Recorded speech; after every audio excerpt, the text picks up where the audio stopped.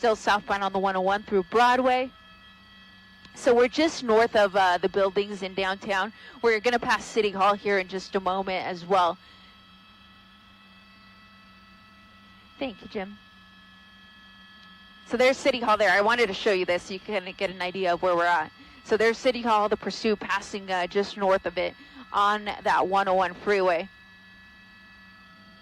And that 101 is going to end in East LA at the East LA interchange. So at that point, he's going to have to make some choices. He, of course, can get off the freeway at any point, or he could transition to the 5 freeway, the 10 freeway, the 60 freeway. He'll have some options once he gets to East Los Angeles, because that's where we have the East LA interchange where all of those freeways come together.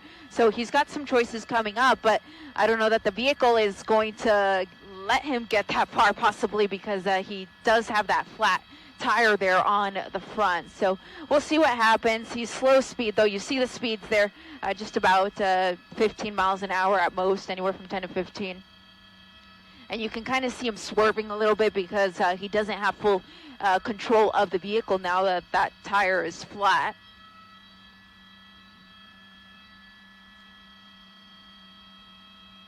Coming up to the interchange with the 10. You see the night sun there? That's provided by the LAPD helicopter.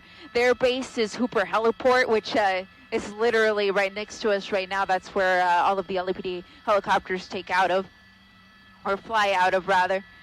So that's our current location right here on the 101 freeway, just north of all of the buildings in downtown. Again, next freeway coming up is the 10 freeway.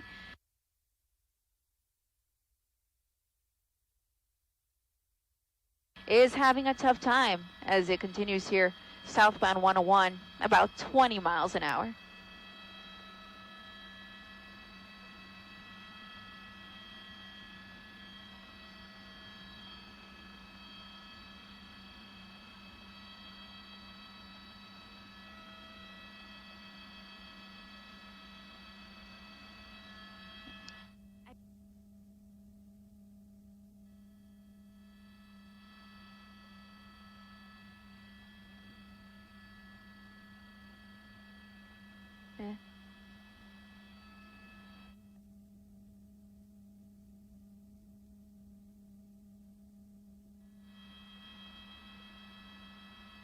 You just saw the LAPD airstrip there through our shot. I was just talking to my pilot, Jim Pollard, about the vehicle. From what I can tell, I believe it's a Chevy Malibu. And what he was saying is it likely is a front-wheel drive vehicle. So if he loses that front tire, which we already know is flat, he's going to have a very difficult time controlling that vehicle if all he has is one good tire on the driver's side of the vehicle. But for now, he's still giving it all he's got here southbound on the 101 freeway, coming up to the 10 merge.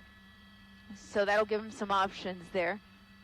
But of course, he could always just simply stop or get off the freeway. So he's got some options coming up, even at 20 miles an hour here on the southbound 101.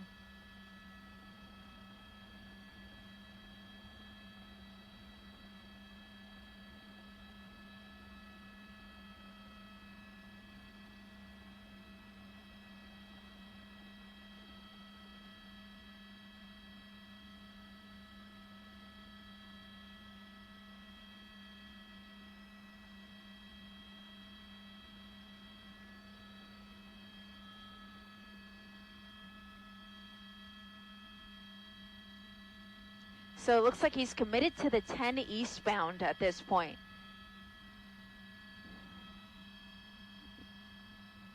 Okay, go for it. Thank you.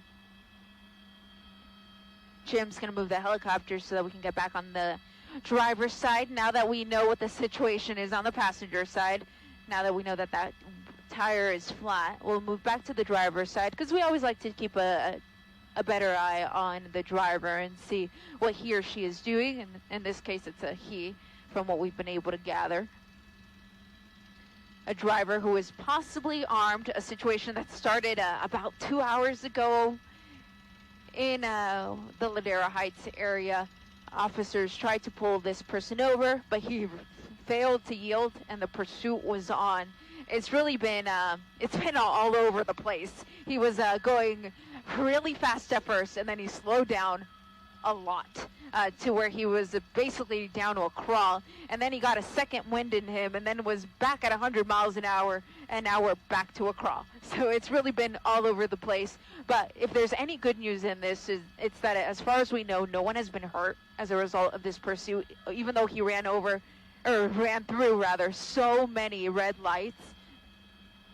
He stopped there for just a moment, but is now continuing eastbound on the 101. I'm sorry, eastbound on the 10 freeway, the San Bernardino 10 freeway.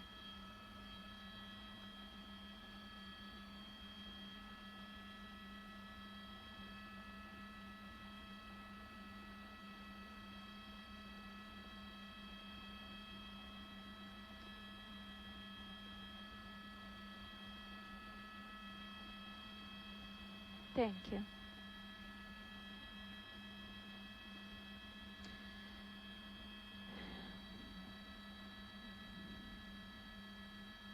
So he's kind of zigzagging through lanes here for some reason. There's really no reason for it. There's really no traffic ahead of him. I'll show you. There's a few cars that are merging because this is where the freeways merge together. So you see them there on the top of the screen. I mean, they're going to be able to continue since the driver is staying to the left. So if they stay to the right, they'll be fine. They'll be out of this guy's way. I want to take a look at the front driver's side tire too, because it's looking awfully low from my perspective. That one may also be flat. So if that's the case, he's got 2 flat tires. Chances are he's not going to be able to go for much longer. But yet again, this guy has been driving for the last 2 hours. So some of the things that we thought could have stopped him early on didn't. And he's been able to continue on without crashing into anything. Again, even though we saw him run plenty of red lights when he was on surface streets and driving at very high speeds at times as well. But for now, he's down to about 20 miles an hour, 25.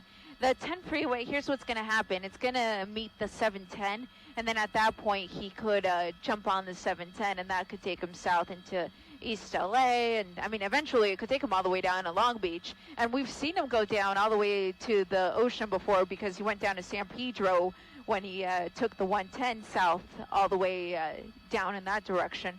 So he's not opposed to going south of this general area if need be. But when he did get down there, he just turned around. And then we saw him go as far north as the San Fernando Valley. But when he got there, he just turned around and came back over here. So currently here on the eastbound 10 freeway, not far from Cal State LA. And again, next freeway coming up is the 710 freeway. Perhaps he'll get on that. Perhaps he'll come to a stop or continue on the eastbound 10. If he continues eastbound on the 10, that will take him all the way into San Bernardino. So who knows where he'll stop at that point. But for now, it looks like he's... Oh, no, I spoke too soon. I was going to say it looks like he's stopping now, but it looks like he's trying to see how much more this car has in it. I don't know how much gas it has in it, considering how long he's been driving.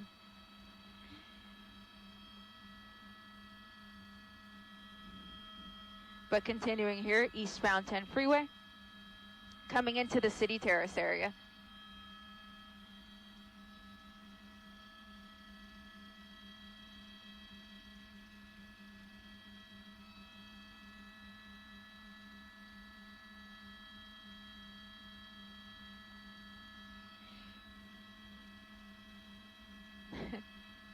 Thank you.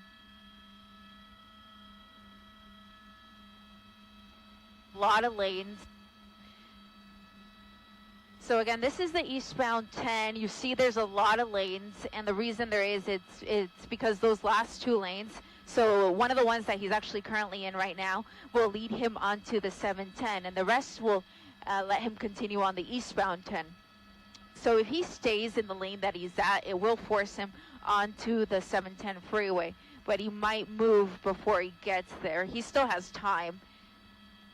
He still has to pass Eastern before he would get to the 10, and that's still a little ways coming up. I believe that's City Terrace Drive coming up first, and then the next street will be Eastern. And right off of Eastern, actually, is where the LA County Sheriff's Station is located. So if you were to exit onto this general area, it would be East LA. So at that point, the LA County Sheriff's Department could get involved, since technically it would be in their jurisdiction, but they don't have to. The LAPD could just notify them that there's a pursuit that they're following that's going through their area, and they should be able to just continue following it. But if the LA County Sheriff's Department wanted to take over, they could also do that. But for now, it's LAPD. I can tell from just looking at the units. So if you want to look with me, you see how it has the 12 there on the trunk? That's for the LAPD 77th Division. So that's how I'm able to tell which units are behind it. And then listening to the air traffic, I can tell that it's a LAPD airship that is overhead. And that's the light that you're seeing there, the night sun that is shining on this vehicle. This is actually the second helicopter that has been over this pursuit, because the first one ran out of fuel and had to be replaced by this second LAPD helicopter. We ran into a similar situation when News Chopper 4 Bravo ran out of fuel. Fortunately, we were able to step in and take over the pursuit. Gil had been over it for about 2 hours at that point. But that's one of the benefits of having two helicopters, is we were able to transition seamlessly and continue our coverage of this pursuit that continues at very slow speeds here on the eastbound 10.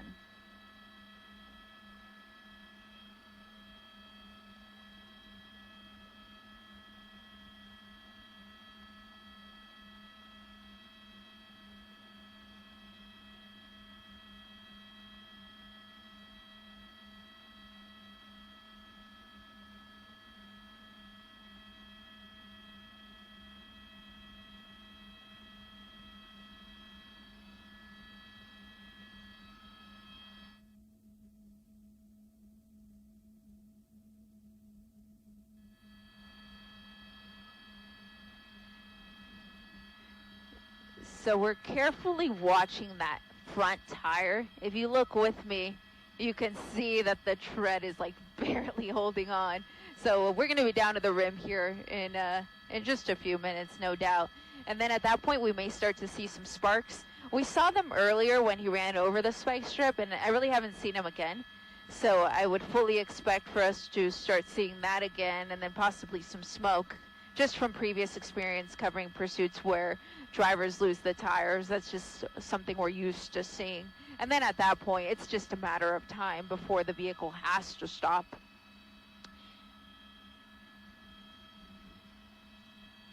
He's still eastbound 10 though. The next freeway is the 710, but as I was mentioning before, in order to get on it, he's gonna have to move all the way to the right. And he was there before, but he moved over to the left. So that leads me to believe that he doesn't want to take the 710 freeway and would rather stay on the 10. You can see him there, what appears to be a white t-shirt, moving around a lot. And that always makes officers nervous when they see that the driver is reaching for things, moving around a lot, reaching under the seats, because you don't know what he's reaching for. And considering that this person was considered to be armed and dangerous, it really does affect the way that the officers are going to approach this vehicle when the pursuit does come to a stop.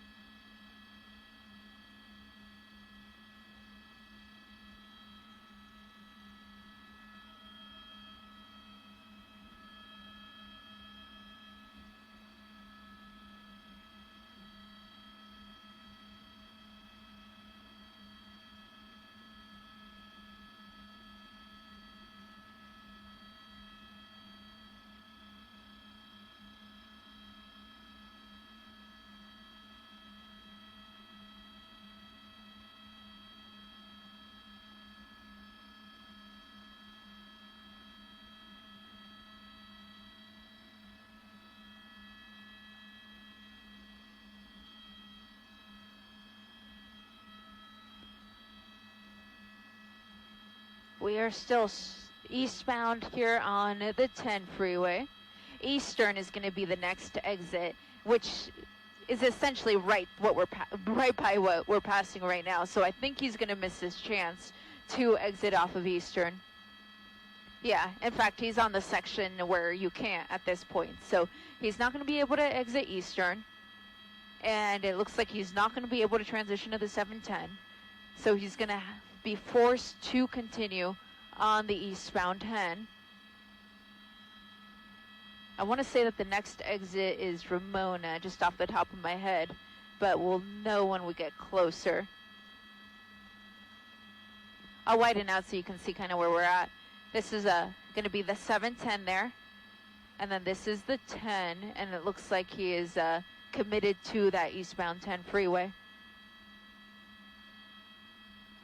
In terms of traffic, there really isn't much, and I'm not seeing any construction up ahead either, fortunately.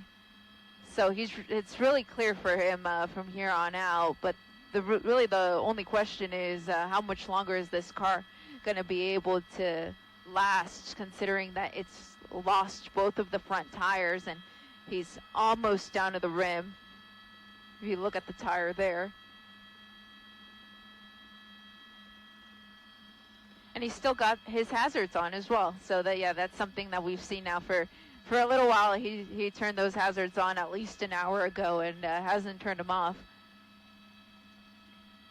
5 units right there behind the pursuit, and I think there's another one kind of holding traffic back. Yeah, you see there's actually more than 5. There's 5 directly behind him, and then you've got about another half a dozen further back, kind of just holding some of the traffic back. You can see that it's kind of starting to build up there. Probably not enough to avoid taking the freeway, but I would think some of those drivers would likely want to transition onto the 710 just to avoid continuing behind this slow-moving pursuit. And when I say slow, you see the numbers there. It's about 10 miles an hour, so it is slow as he goes under the 710 freeway there. But staying on the San Bernardino freeway, that's the 10 freeway.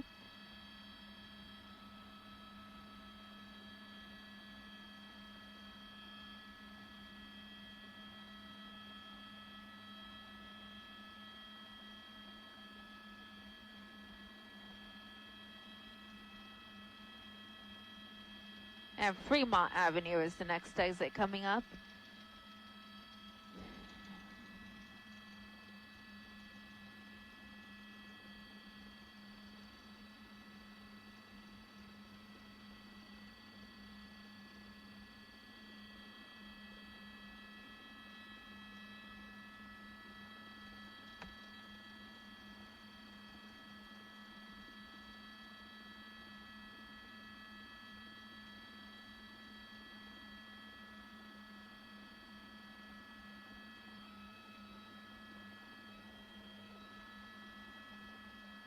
I'm hearing on the scanner that police are actually in touch with the driver's mother.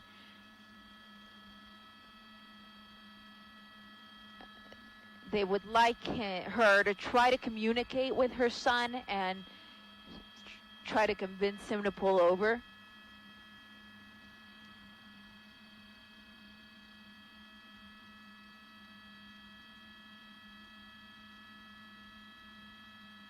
Yeah.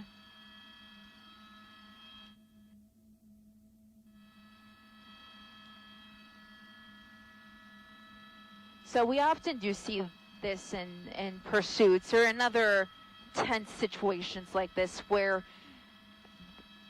the families will try to get involved and try to peacefully bring things to an end because, of course, they don't want to see their loved one get hurt in any way. And so the mother of the driver phoned in to police and is going to try to talk to her son and convince him to surrender. So, of course, that could take a couple of minutes, so we'll see if that makes any difference in this pursuit. She's going to try to contact him directly, and hopefully that will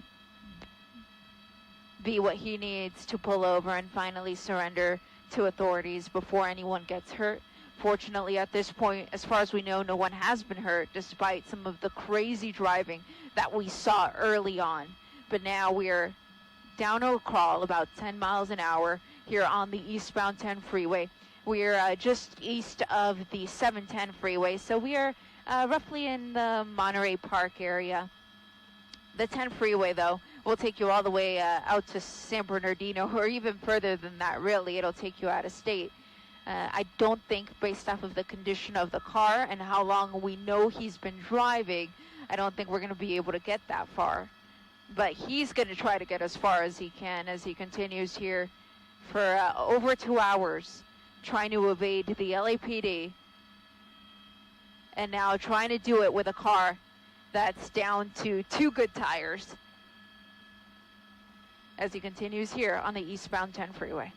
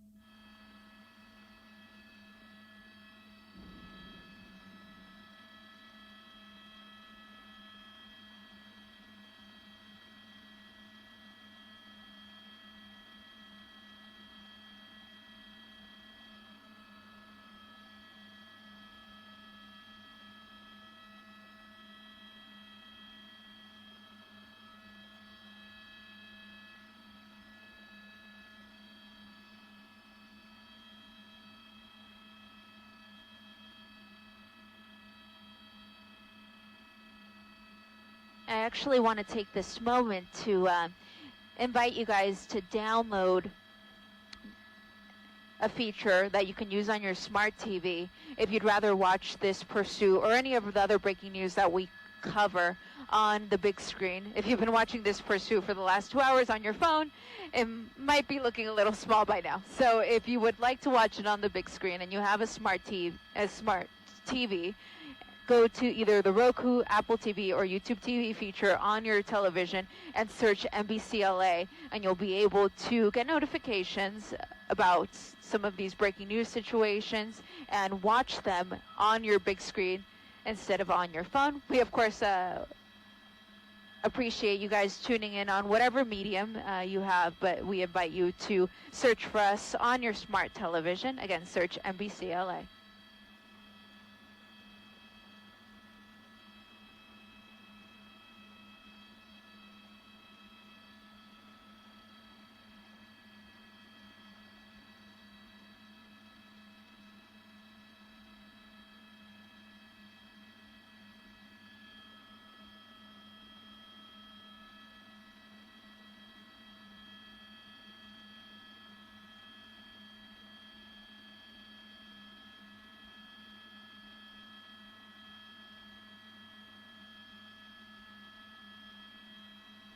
Yeah.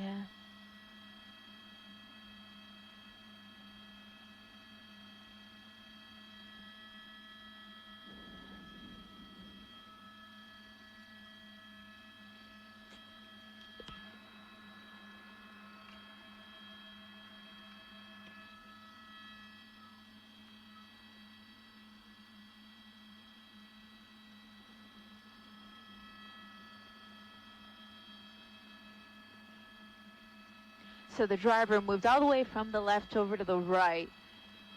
Let's see if he uses this as an opportunity to exit the freeway. And just as I say that, he moves back towards the left. So he's kind of zigzagging around here on the freeway, really for no reason, because there's no vehicle traffic in front of him. There's nothing that he's trying to avoid. And there's these points in time when he stops. Sometimes he comes to a full stop and you think that's going to be it, and then he takes off yet again.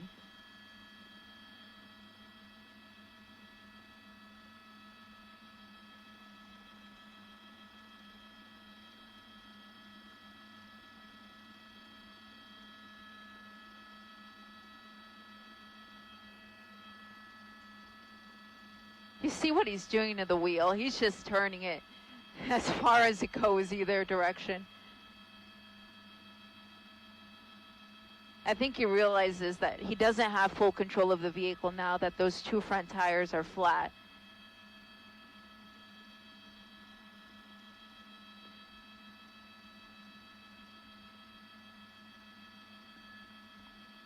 Could this be it? Looks like it's not. He's continuing on. Now, if you're just tuning in and you missed the part about the pit maneuver and you're wondering, why don't they pit this guy? He's going slow enough. There's no traffic around him. Well, there's a possibility that he could be armed. And for that reason, the officers don't want to put themselves in a position where they would be nose to nose with the driver of the vehicle, especially if he's armed. So for that reason, at this point, the pit maneuver has not been authorized, but they have used spike strips, and we saw those used very effectively. Those two front tires are now practically gone. He's almost down to the rim, and that may be what finally brings things to an end. He's essentially at a full stop here on the eastbound 10 at Ramona in the number 3 lane, still with his hazards on what appears to be a silver Chevy Malibu. And away we go. One more time. I really thought that was going to be it, but he's going to continue on a little bit more.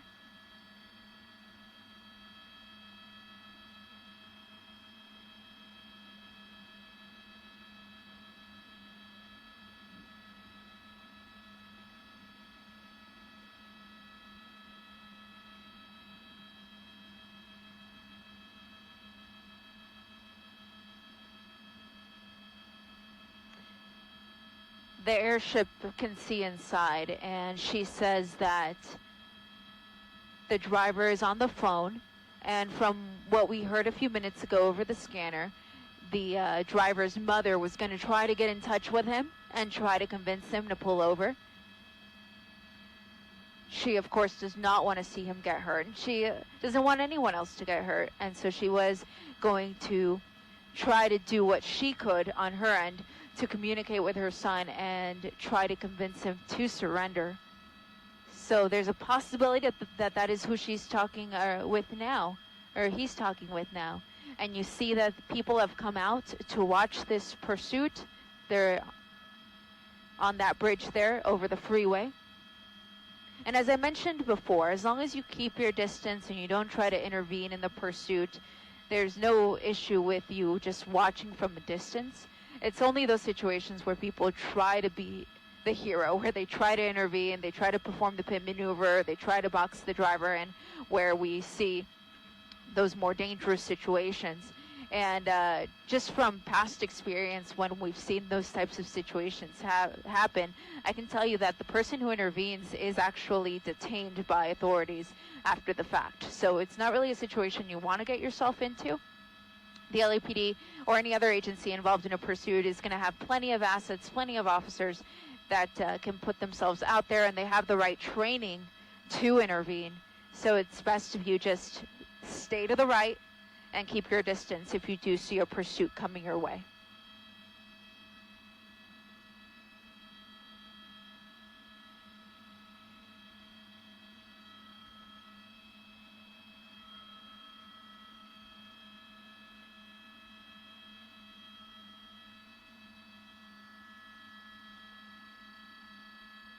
You see that person there, I believe that that's going to be what's called a stringer. So it's what you could call a freelance cameraman who is trying to get video of the pursuit as it went by.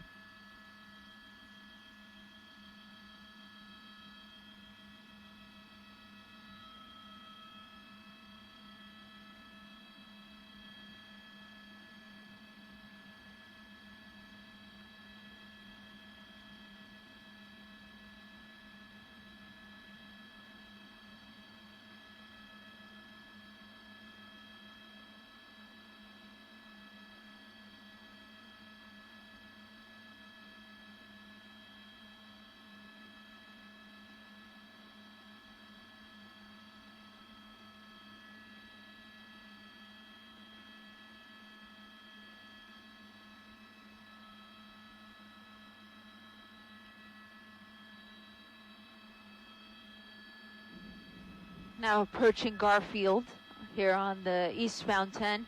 We're at about 3 hours, folks. It's been a crazy 3 hours. This pursuit started off so hot and fast. The driver on surface streets running red lights, really with no care in the world, and then down to a crawl at times with really no visible damage to the car. And then all of a sudden he got a second wind and then was back at 100 miles an hour as he made his way northbound on the 101 freeway into the San Fernando Valley before turning around and heading back into the LA Basin, where now he's back down to a crawl after running over some spike strips, and those two front tires are holding on for dear life. He is essentially down to the rim, and I'll use my doubler there. So if you look carefully, look at the driver's side tire. You can see we're almost touching pavement with that rim. And then the other side on the passenger side looks exactly the same. And to be forthright, I think that rear tire is looking pretty flat from this vantage point as well. It doesn't look to be as badly damaged as that front one. But I can tell you that for sure both front tires are flat or almost gone. And at that point, once he starts driving on the rims, there's really nowhere for him to go.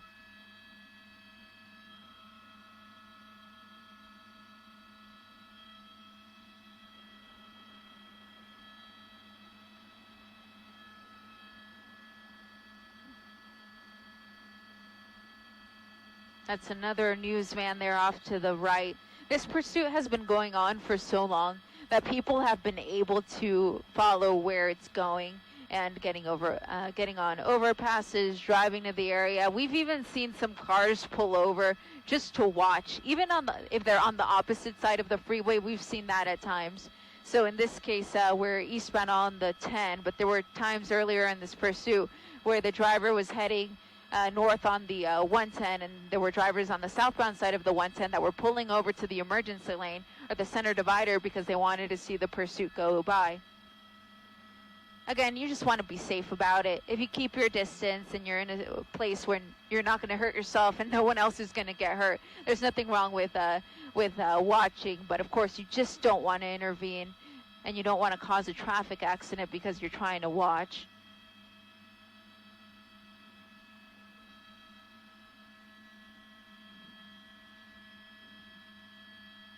Again, eastbound 10 through Alhambra, the city of Alhambra, that is.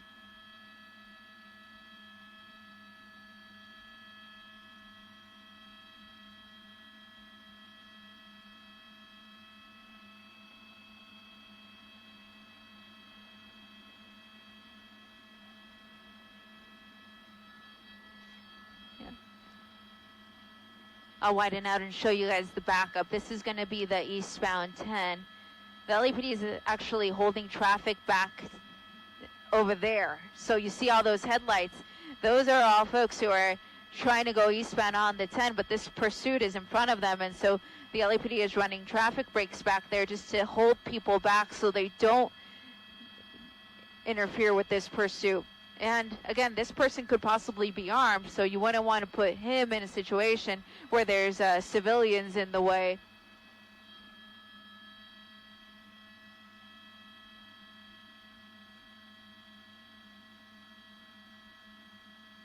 So I'm listening to the scanner. They're still communicating with his family. In addition to talking to his mom, it sounds like they have also spoken with his sister. And so she's been able to give them some useful information about this person.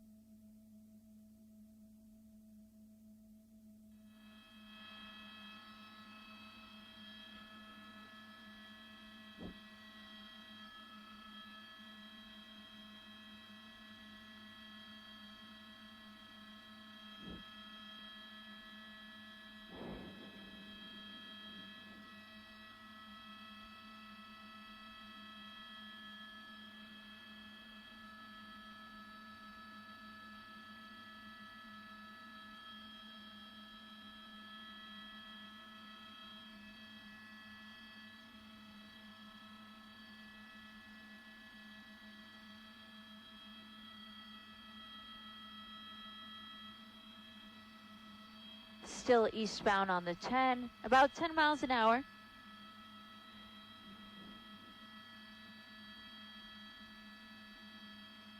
We're in Alhambra.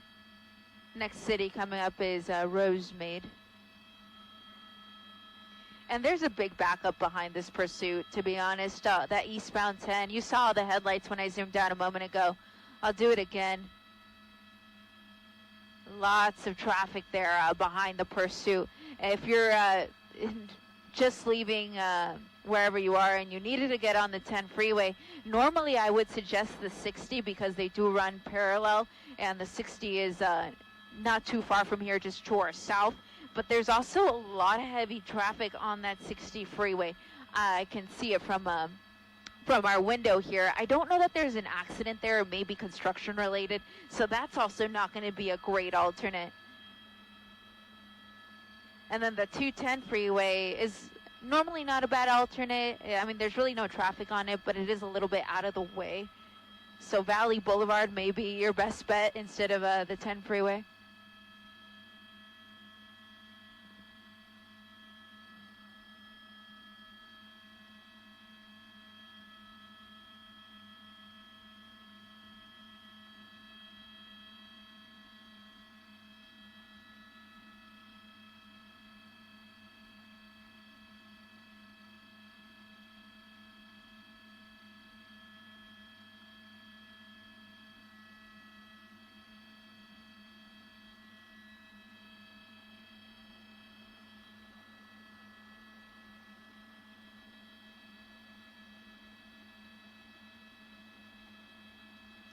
You see the cars there pulling off to the right, as I mentioned before. People just want to see this go by.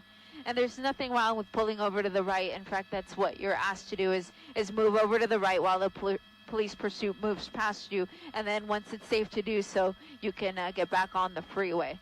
You, of course, don't want to get involved if you don't have to. And under most circumstances, there's really no reason to. There's plenty of officers on this chase, not only from the ground, but also from the air. This is, in fact, the second police helicopter that has been over this chase, because the first one ran out of fuel, because this pursuit, believe it or not, has been going on for 3 hours. And if you've been joining us for the last 3 hours, we, of course, thank you for your viewership.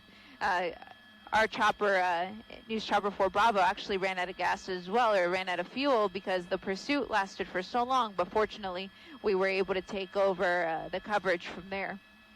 And since that time, we've seen him go from the San Fernando Valley, south on the 101 freeway, to the 10 East, and that's where we find ourselves now. During that time, he also ran over a spike strip, and that was over on the 101 freeway. I believe it was somewhere between Glendale and Alvarado. I think it was closer to Glendale, and that's how he got flats on the front. So both the front driver and passenger side tires are flat, and he's almost down to the rim. I'm just waiting for sparks to start flying, and you can see that he makes these maneuvers sometimes just in and out of lanes, really for no reason. I think it's just the fact that he can't really control the vehicle that well without those two front tires.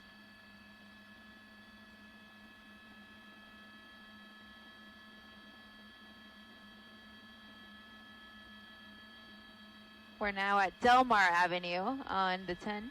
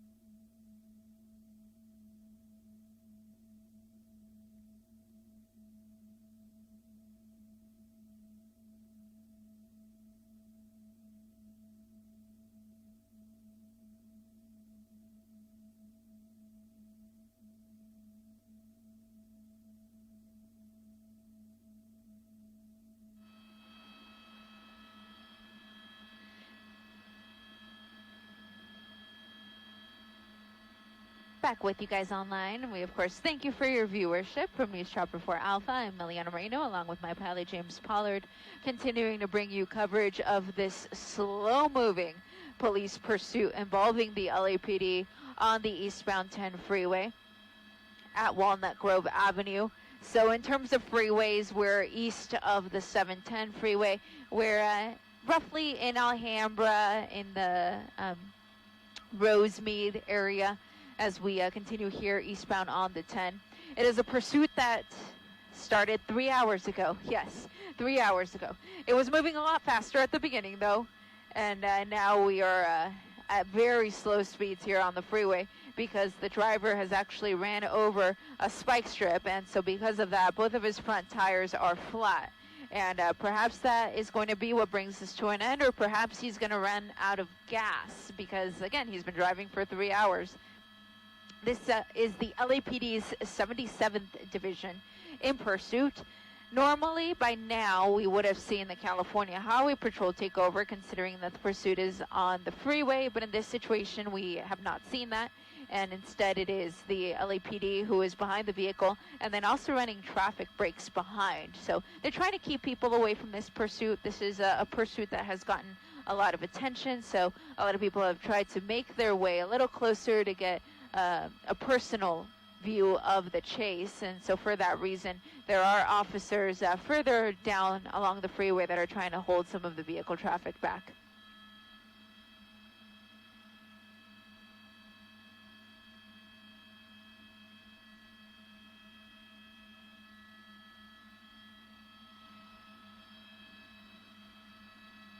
That's the LAPD airship that you see there. That's the second one that we've seen so far today, because the first one ran out of fuel and had to be replaced by the one that is overhead now. So that light that you see there is what's called the night sun. It's going to keep shining on the vehicle as this pursuit continues. And the airship's also the one that is calling out the pursuit, so they are the ones that are notifying the ground units what exit they're coming up to. And perhaps we're stopping. Let's see. He pulled over significantly to the right there, but it looks like he is now back on the main lines of the eastbound 10 freeway in that number 3 lane. Go ahead, Desk.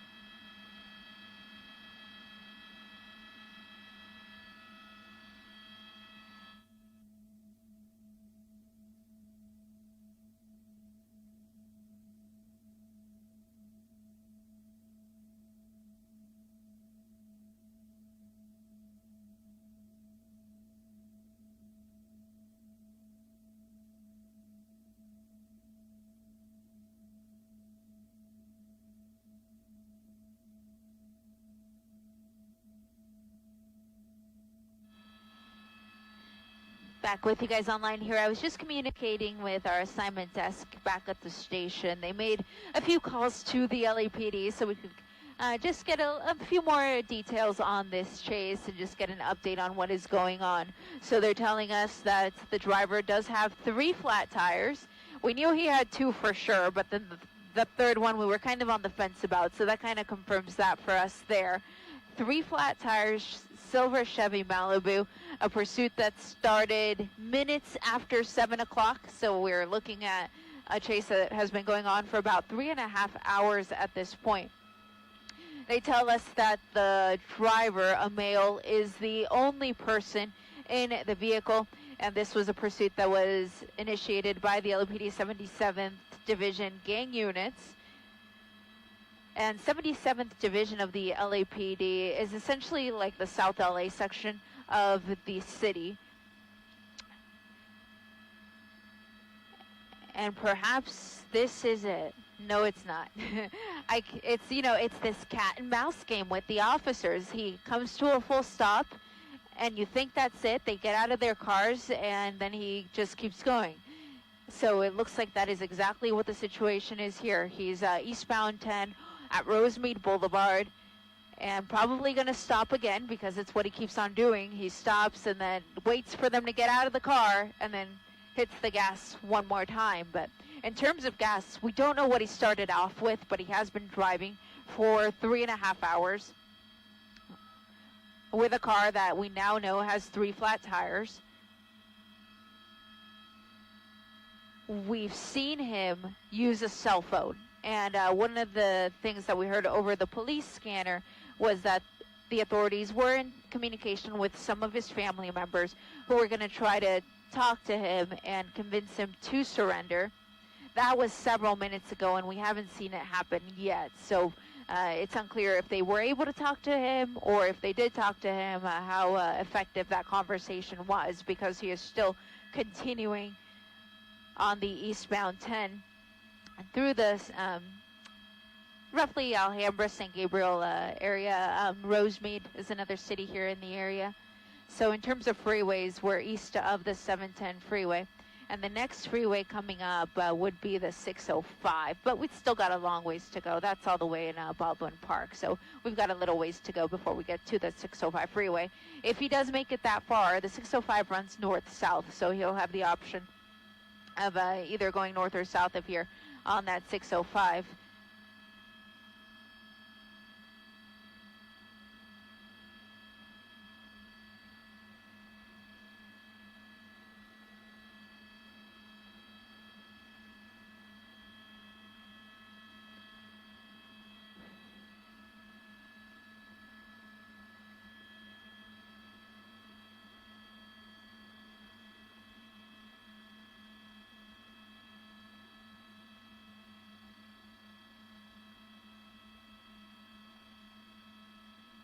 And I should also mention what the want originally was, which was man with a gun. So he is believed to be armed, but in terms of the vehicle being stolen or anything like that, that is not part of the conversation. It appears that he is wanted for being in possession of a weapon at some point. It's unclear if he still has it on him or what type of gun that may have been. But because there's the possibility that he could have it, officers are going to be very careful, and that is why they haven't tried a pit maneuver.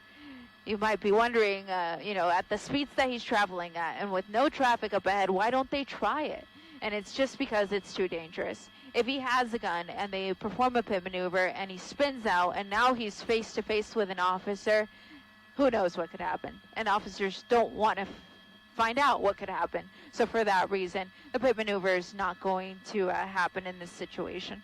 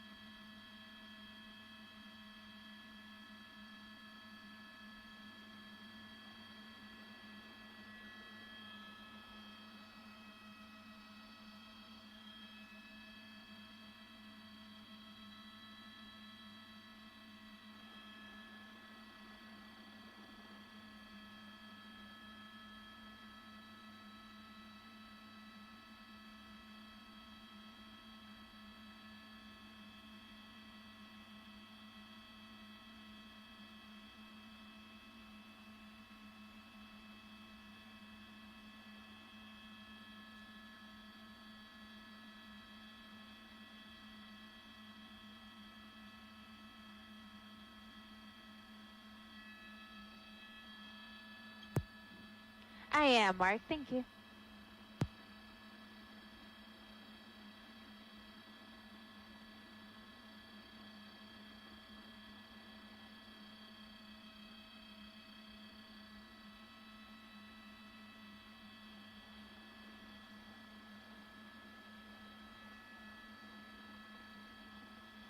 Okay, he's stopping yet again.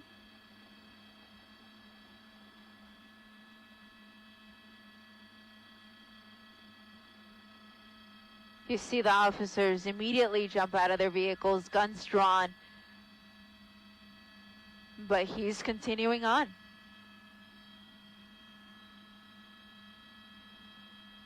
It's really not a surprise at this point because it's what he keeps doing.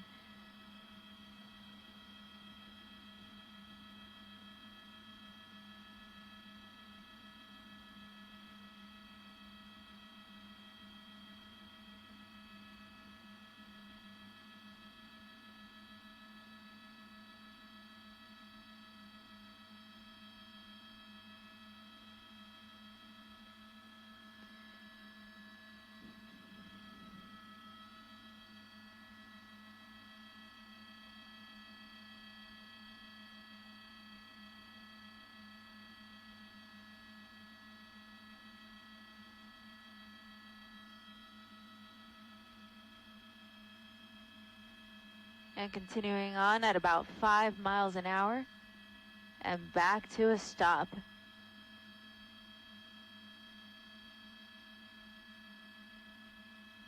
That lead officer trying to get a little bit closer.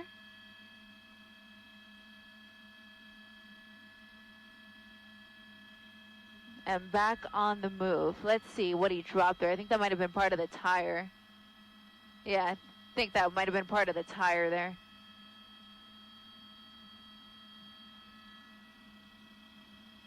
Windshield wipers on.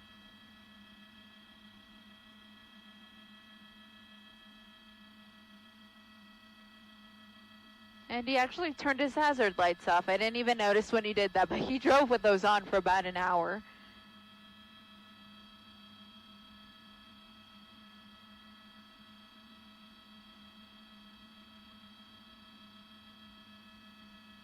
There's the LAPD airship coming through the shot.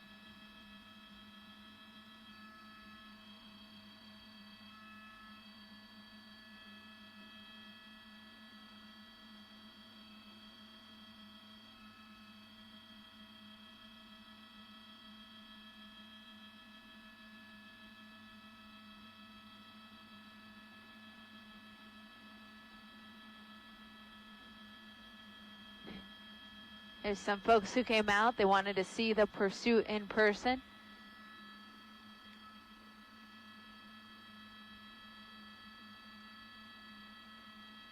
And this is the opposite side of the freeway. Look at this, folks. This is the opposite side of the freeway. So that's going to be the westbound side. People are pulling over because they want to see this pursuit go by. We've seen that several times during this pursuit. We've seen people on overpasses, people stopping on the side of the road, on either side of the freeway to catch a glimpse. Fortunately, we haven't seen anyone try to intervene and try to bring this to an end. There's a reason why the officers aren't doing a pit maneuver, and it is because this person is believed to be armed. And you wouldn't want to put a civilian in that situation. And now we're in El Monte.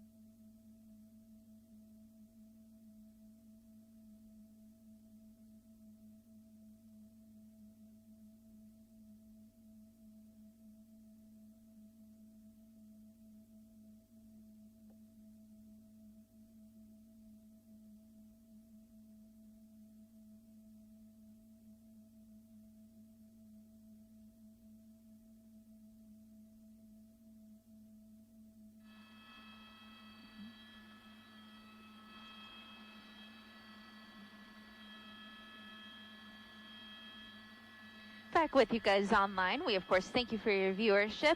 I took a pause there. We were getting a few things in place for the NBC4 News at 11 o'clock, coming up on your televisions in about 18 minutes or so.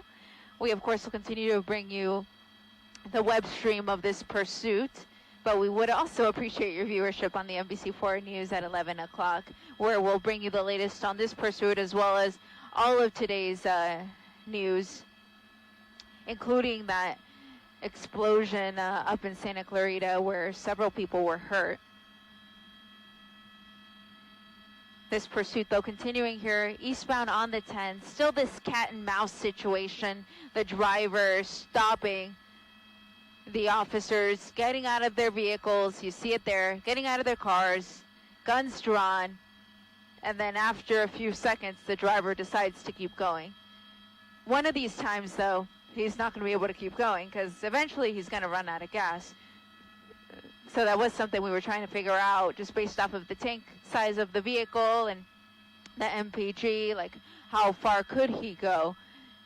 But then you also have to take into account that he's been driving pretty slow, he's been idling at times, so that of course all has to be taken into the equation. But in terms of time, he's been driving for over 3.5 hours, about 3 hours and 40 minutes to be exact.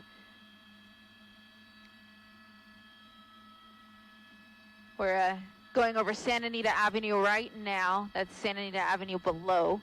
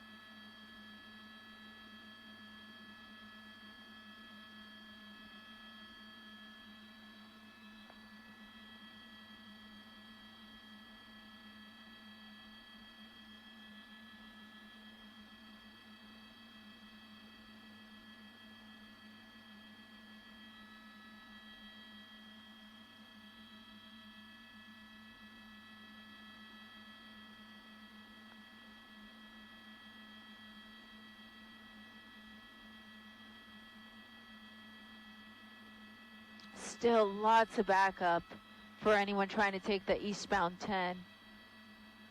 That's because the officers are running a traffic brake to try to keep people away from this pursuit, because this is a driver who is believed to be armed. That was the original reason why 77th Division gang officers tried to pull him over. That was almost 4 hours ago. And for that reason, they have to be very careful, and they don't want people to get in the way of this person.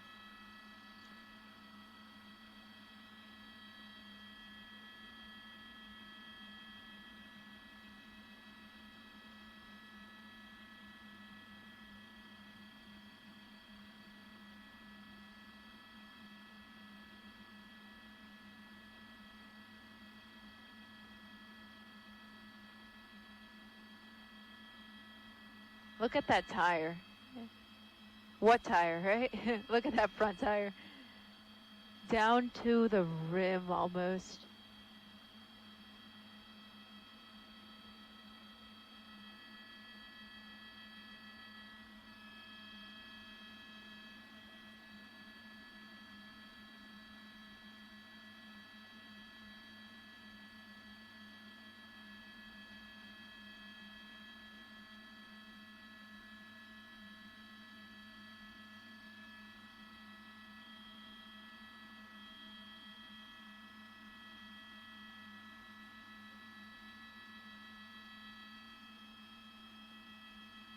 It looks like he's changing clothes, because he was wearing a white t-shirt earlier, and now I'm seeing a blue one.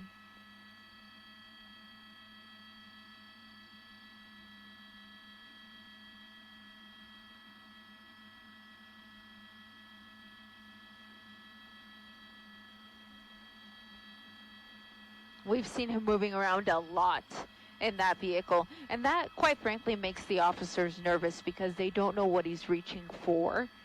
Earlier he was reaching under his seat, under the passenger seat, trying to reach into the back seat, and they just don't know what he's trying to get.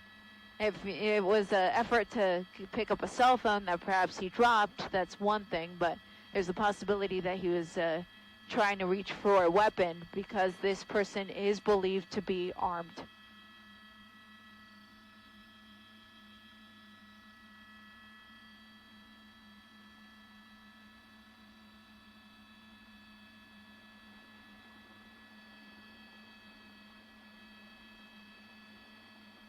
Eastbound 10 at Peck in El Monte. Heading in the direction of the 605 freeway. I didn't think he was going to make it to the 605, but there's a chance.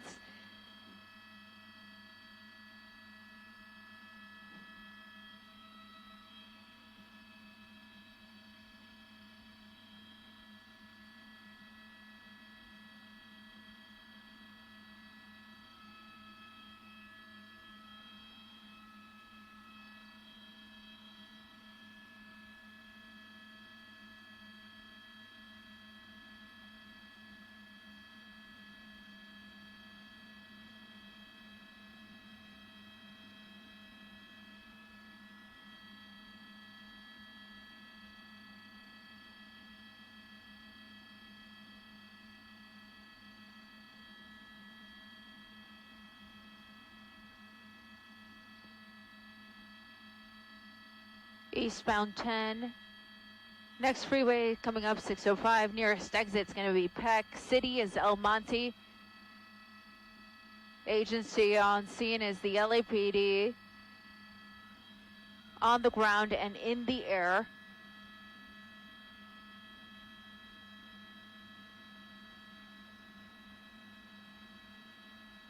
Speeds are slow, but at one point they were high. We heard as much as 100 miles an hour. Gil Levis in News Chopper 4 Bravo was overhead for most of that, and we took over the pursuit once it had moved into the San Fernando Valley.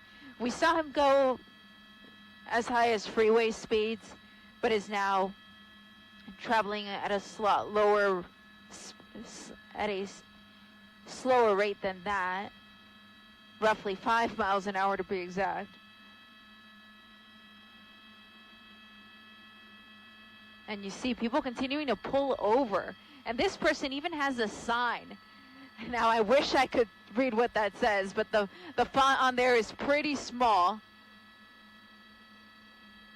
And I'm actually kind of afraid to zoom in because I don't know what it says, and I would hate to put something on TV that I'm not supposed to. So I would just let you know that there was a message on there. Don't know what it said.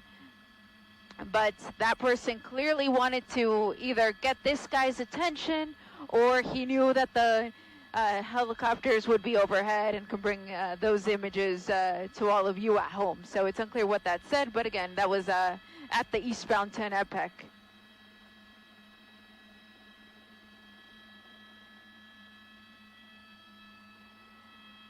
Hey, Freeway, I gotcha.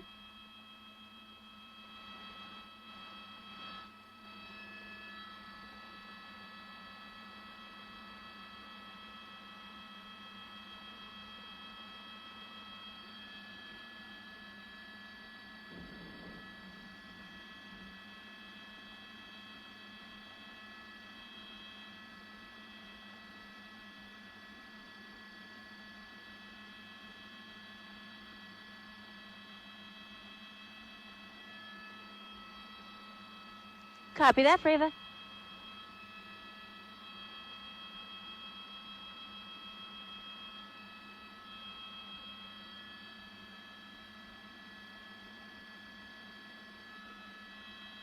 Copy that.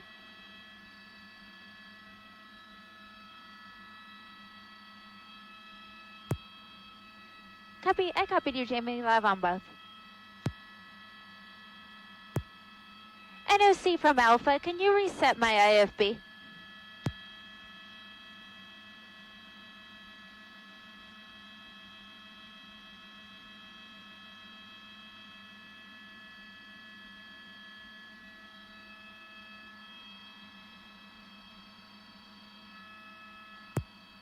Thank you.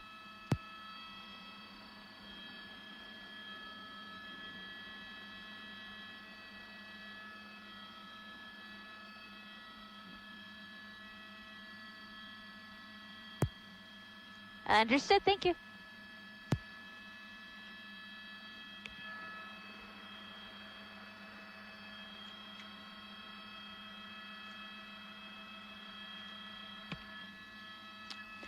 And thank you to everyone who continues to watch us online. We, of course, thank you for your viewership. Once again, I'm Eliana Marino, News Chopper for Alpha, along with my pilot, James Pollard. We're just continuing to get things in place here for the NBC4 News at 11 o'clock, coming up here in the next 5 minutes. We, of course, hope you can tune into that. It's on Channel 4 here in LA. We'll continue to bring you the live stream of this pursuit as well, even during the show. And this pursuit has been going on for about 4 hours now. So at some point, we will also run out of fuel, but fortunately, Gil Avison, News Chopper 4 Bravo, is on standby, waiting to take over in case that happens. It's one of the benefits of having 2 helicopters ready to go over any breaking news situation. So we're going to stick with this as long as we can. We, of course, hope you will tune in to the NBC4 News at 11 o'clock as we continue to bring you these images of this slow-moving police pursuit here through El Monte.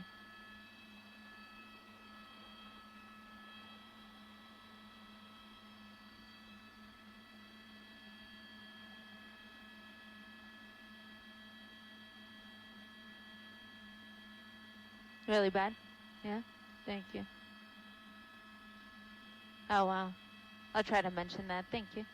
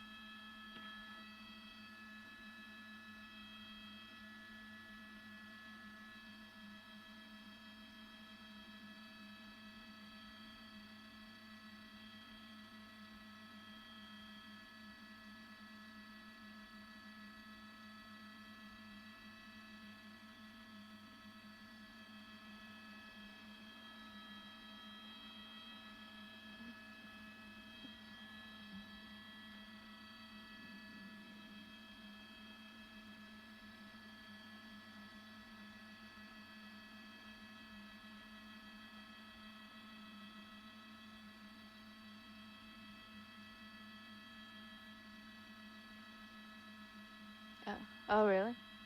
Like civilian vehicles? Oh, wow. 3 minutes.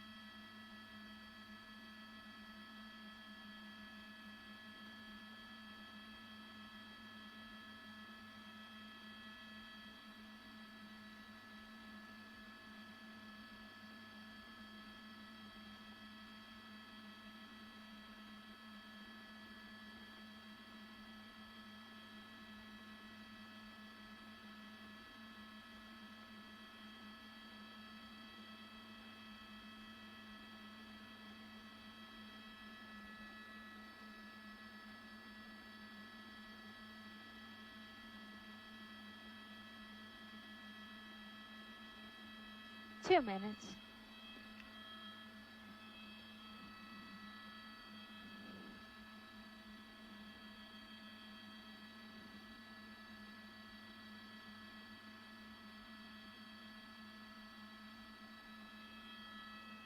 Wow, look at all the people.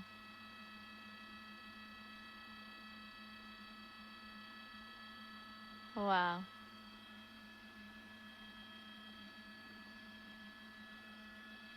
Everyone wants to take a peek. We're 10 Freeway at the 605. 10 at the 605. Eastbound 10 at the 605 Freeway.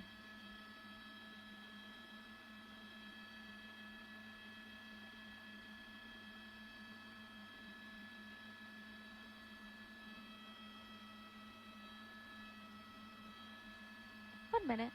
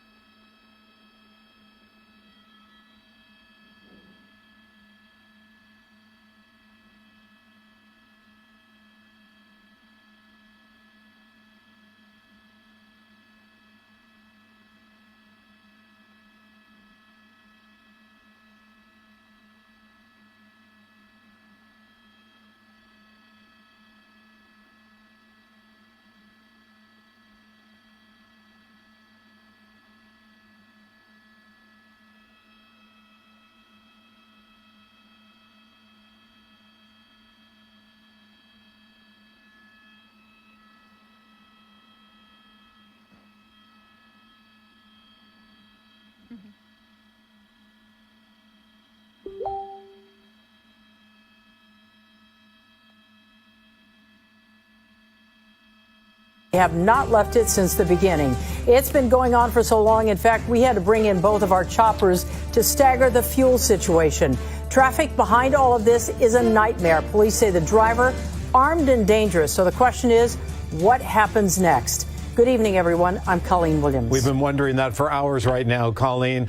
I'm Robert Kovacic in for Chuck Henry. This is a chase that you're looking at live right now in the eastbound 10 at the 605 in El Monte. It is a chase that has quite the following. People not just watching, but trying to witness it firsthand. Some crowded an overpass. Others even pulled over to the side of the road to take pictures. Ileana Marino over the scene right now, news chopper 4 Alpha. She had to take over for Gil Levis in Bravo as he went to refuel. Ileana, truly a bizarre one, almost taunting the police behind him. He'll stop, he'll go 5 miles an hour, and then he stops again. Colleen, it's a cat and mouse game. He will come to a full stop. The officers will pull up behind him. They'll get out of the car, guns drawn, and then he just keeps going. We've seen it time and time again here on the eastbound 10 freeway, currently at the 605 entering into Baldwin Park. The vehicle is a silver Chevy Malibu with 2 front flat tires. He got those flats because he ran over a spike strip, so at any point this pursuit could come to an end, but every time you think it's going to come to an end, it just keeps going. Somehow he's able to continue despite having driven for the past past 4 hours, not only on surface streets, but also on freeways. Again, currently here on the eastbound 10 freeway. Now, you may be wondering, why don't they try a pit maneuver and bring things to an end? Well, this person is considered to be armed and dangerous, and for that reason, it's simply too dangerous for the officers to move in for a pit maneuver and then possibly be face to face with somebody that is possibly armed and, of course, not willing to give up easily. Again, eastbound 10 freeway. I want to widen out, though, because I want to show you the backup on this. The officers have been running traffic breaks to try to keep the general public away from this pursuit, because this has been a very popular pursuit on social media, and a lot of people have heard about it. They've come out here. They've come out to the overpasses. People have literally stopped on either side of the freeway at times to try to take a peek at the pursuit as it comes their way. Now, that is the very latest over Baldwin Park. We will stay over this pursuit for you, but for now, reporting from News Chopper 4 Alpha, I'm Eliana Moreno. Let's send it down to you, Colleen and Robert. Eliana, we have the LAPD 77th Street Gang Division. They're the lead agency that is handling this pursuit. You make a very good point of wondering why it is a cat and mouse game here, because this driver is considered to be armed. He is a solo driver. This is a pursuit, everyone, that began at 7:04. News Chopper 4 Bravo, one of our two choppers, was overhead by 7:10, the first chopper in the air over this pursuit, and we have not left it. So with that said, we have put together a few highlights of the last 4 hours of the erratic behavior of the man behind the wheel of this gray Chevy Malibu. As the driver goes right out into traffic and almost hits that car through a parking lot there, and here he goes, wrong side of the road. Wow, look at that unit going right by their MTA bus. Oh, look at that, right in front of the bus. May have changed clothes there. I did see what looked like the driver sitting almost sideways in the seat. Oh, look at that. He goes onto the shoulder of the road there. People on the bridge, they've learned about the pursuit. They're going to run across to the other side to watch the pursuit go by slowly. Now, once again, we're back live with the picture here. Again, this is the silver Malibu, Chevy Malibu here. Ileana, we know they've been in contact with the family here, but let's talk about the original want on this. Why were police chasing him in the first place? They originally tried to pull him over when he was in the LAPD's 77th Division. So that's the South LA section of the city of Los Angeles. And it was the gang units that try to pull this person over. And typically when it's the gang units working a call, they work surveillance on that person for a while, which means that they carefully watch him and wait for the right moment to try to take that person into custody. But when they did, that driver, he just kept going, and he's been going and going for the last 4 hours.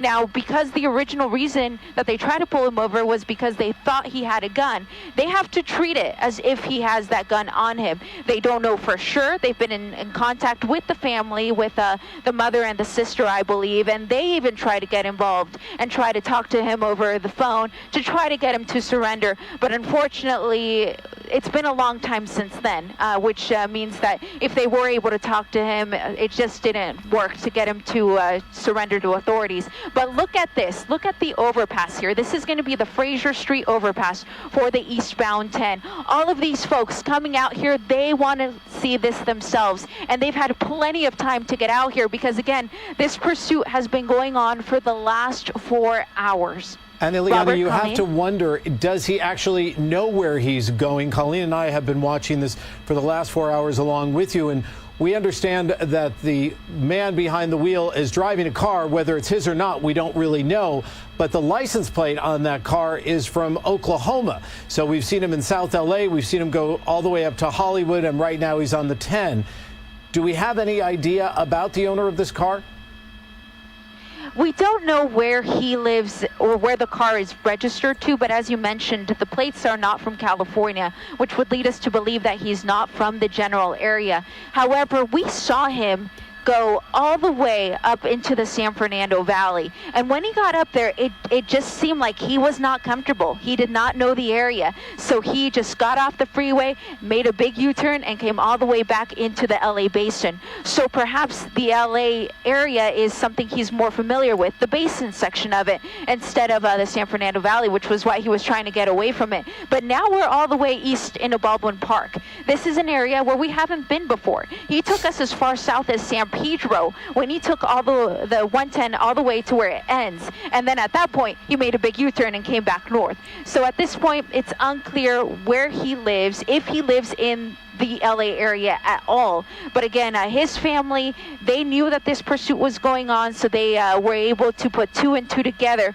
and figure out that it was their family member that was behind the wheel, and they were able to get in contact with the LAPD to try to help in whatever way they could. Well, the fact that they are talking to the family would lead us to believe they know exactly as well who's behind the wheel. And to the best of our knowledge, there's only one person in this car, and that is the driver. Ileana, as we continue to look at this, you know, a lot of people watch chases, and they're looking at how close the black and whites are to the car here. Obviously, you can tell from our speedometer here, he's going less than 10 miles an hour. It would seem the perfect time to try the pit maneuver. But there's one overriding reason as to why they don't. Can you explain that for viewers? It's safety, Colleen. Safety, safety, safety. The safety of the officers, the safety of the civilians in the general area. If that officer who's behind the vehicle, and all the LAPD units are pit equipped, they've all gone through the training and they can all do it. So if that officer were to attempt a pit maneuver, there's the possibility that his vehicle could be nose to nose with the driver of this car. But he's armed. That's what I'm getting at here. He is armed, exactly. If he is armed, then who knows what could happen at that point, and it's just too big of a risk. At this point, time is on the side of the officers, and it's time that will likely bring this pursuit to an end. They tried the spike strips. It helped. He has 2 flats, and eventually he's going to have to stop. He's either going to run out of gas, or the car's just going to give up, or he's going to give up. But it's going to be time that's going to bring this to a stop. And we should remind our viewers, Ileana, that if you ever need to go and refuel, we do have Gil Levis, a news chopper for Bravo, that is ready to take over as we continue to watch this pursuit now well into hour 4. We look at the LAPD's patrol cars behind him. Ileana, have any other agencies been brought in? We mentioned the the 77th Street gang agency right from the LAPD, but has the CHP come in at all, seeing that we've seen so many freeways involved here? In the time that we've been overhead, we have not seen the CHP. Now, normally by this point, they would be behind the car. But looking at the unit, and this is how I'm able to tell, if you look at the trunk of the car, it's got that 12 on there, which 12 signifies the 77th Division of the LAPD. So that's how I'm able to tell that it's still LAPD officers behind the car, and it's a LAPD air unit overhead. Now, there's the possibility that CHP could be further down the line running some of the traffic breaks, because they're really the best at it. This is their turf. They're the police of our freeways, so they're going to be best equipped to run those traffic breaks. So there's a possibility that they're helping out in that way. But in this case, it's still the LAPD that has been behind this pursuit the entire time, even when they went all the way south to San Pedro and now as far east as Baldwin Park. It's the LAPD in pursuit. You know, something else that's pretty curious, and as Robert said, we've watched this pretty much from the beginning tonight. He seems to be very agitated, or he's moving around a lot in the car. It's almost like he's changing clothes. I mean, initially he had on a sort of a white jacket or a white T-shirt. It almost looks bluish now, but you see there's a lot of movement up around the steering wheel, like he's changing clothes or something. Yeah, he's been fidgeting a lot, and initially that made the officers very nervous because they knew he could possibly be armed, and he was reaching for things. He was reaching under his seat. He was reaching under the passenger seat, even trying to get into the back seat. So because of that, they didn't know what he was reaching for. And that, of course, made them very nervous. The airship overhead could keep tabs on him, though, and try to direct the officers behind as to what he was doing. But we have been seeing him move around a lot. And as you mentioned, at one point, I believe we even saw him changing. And he's all over the place inside of that vehicle. It's really amazing that the car is as stable as it is, considering how much we've been seeing him move inside around. Erratic driving from the beginning, Ileana, when we saw this take place. And right now we have 3 flat tires, we believe, from a spike strip. He's driving that gray Chevy Malibu, and from what our assignment desk tells us, he's got about 457 miles or roughly 500 miles on that car. if he wants to go until he runs out of gas. But it doesn't appear that those tires are going to give out, despite the fact that they're pretty much flat. It almost makes me wonder as we look at this if he's got run flats on there, which are equipped to go through spike strips or take you off the freeway safely if you get a flat tire. Because the other thing we've noticed, now he's not driving very fast, but we haven't seen any sparks coming from the car. Like he's not down on the rims on the concrete here. Yeah, we did see sparks very quickly when he first ran over the spike strip, and that was over on the 101 freeway at Alvarado, so kind of like in the Silver Lake area. Yeah, that's a long ways away, and that is when we heard from the airstrip overhead that he had in fact run over the spike strip, and so at that point we saw just a few sparks, and I was certain we were going to start seeing them from that point on, and we really haven't. He's still been able to have generally good control of the vehicle despite being down to just those two. Actually, we believe he has 3 flat tires, and the 2 front ones are practically down to the rim, and then one of the rear tires is flat as well. Robert, wasn't that about 9:45 tonight that he hit that spike strip? Listen, he's been going on 3 flat tires for a very long time. And we're going on 4 hours, Colleen. I'm wondering, and I'm sure we're going to find out, if this may be one of the longest slow-speed pursuits we've seen. And I just want to make it very clear that there were at times, and Ileana, please jump in here, this pursuit was not all very slow. I mean, this guy was traveling very fast, about 90 down La Cienega at one point. The speeds were dangerously high. Fortunately, we don't have any report of anyone being put in harm's way or being injured or hitting other cars. But in all of the roads that he has traveled, he has gone pretty fast at times. Mm-hmm. Yeah, initially when Gil Levis was overhead in News Chopper 4 Bravo, the first news helicopter over the pursuit, this guy was driving erratically. There was not one red light that he was stopping for. And it's really a miracle that he didn't crash into anything or anyone. And then eventually he did slow down significantly. He was down to a crawl at times, even though there was really no damage to the vehicle. And then once he started going north on the 101 freeway through the Cahuenga Pass to enter the San Fernando Valley, he just had a second wind and he was going 100 miles an hour again. But then once he started heading back south out of the valley and back into the basin, he slowed his roll a little bit and moved back to freeway speeds. But it was after he ran over that spike strip that we went from 65 miles an hour down to 10, and that's where we're at now. Ileana, give us an idea of the location here. I mean, we see it across the top of the screen here, but where are you exactly, and what does it look like ahead of you? Have they been able to block some of the entrance ramps? So we're still continuing eastbound on the 10 freeway, and we are east of the 605. We're still in the Baldwin Park area, and you see the streets there. Dalewood Street would be one of the closest streets. And in terms of traffic up ahead, there's really not too much. The officers have been great about running traffic breaks and setting up on some of the on-ramps up ahead to prevent vehicles from being in front of this person. However, look at the backup. I really feel bad for these people because they have been stuck in this mess for the last couple hours, just really at a slow roll. They have to go at his pace because the traffic isn't at a complete stop. They're not forcing you off. They're just running a traffic break behind the pursuit. And all of these people are stuck going at 10 miles an hour. The backup on that eastbound side of the 10 stretches all the way from the 605 down to the 710 freeway. The driver, we believed, is armed. We have seen him on his cell phone. He's been talking on the cell phone frantically, angrily at times, or so it appears. He's also been texting on the cell phone. As Colleen mentioned, when Gil Levis and News Chopper 4 Bravo was flying overhead, we believed he changed clothes, at least even his pants at one point. And then he has the stop-start motions that we have been seeing. At times he hasn't even been sort of paying attention, almost hitting guardrails where he is. And during all of this, you have people that are not only with a running commentary on social media, but also that are coming along, as you see someone there on the side going slow enough that they can come out and take a look at this for themselves.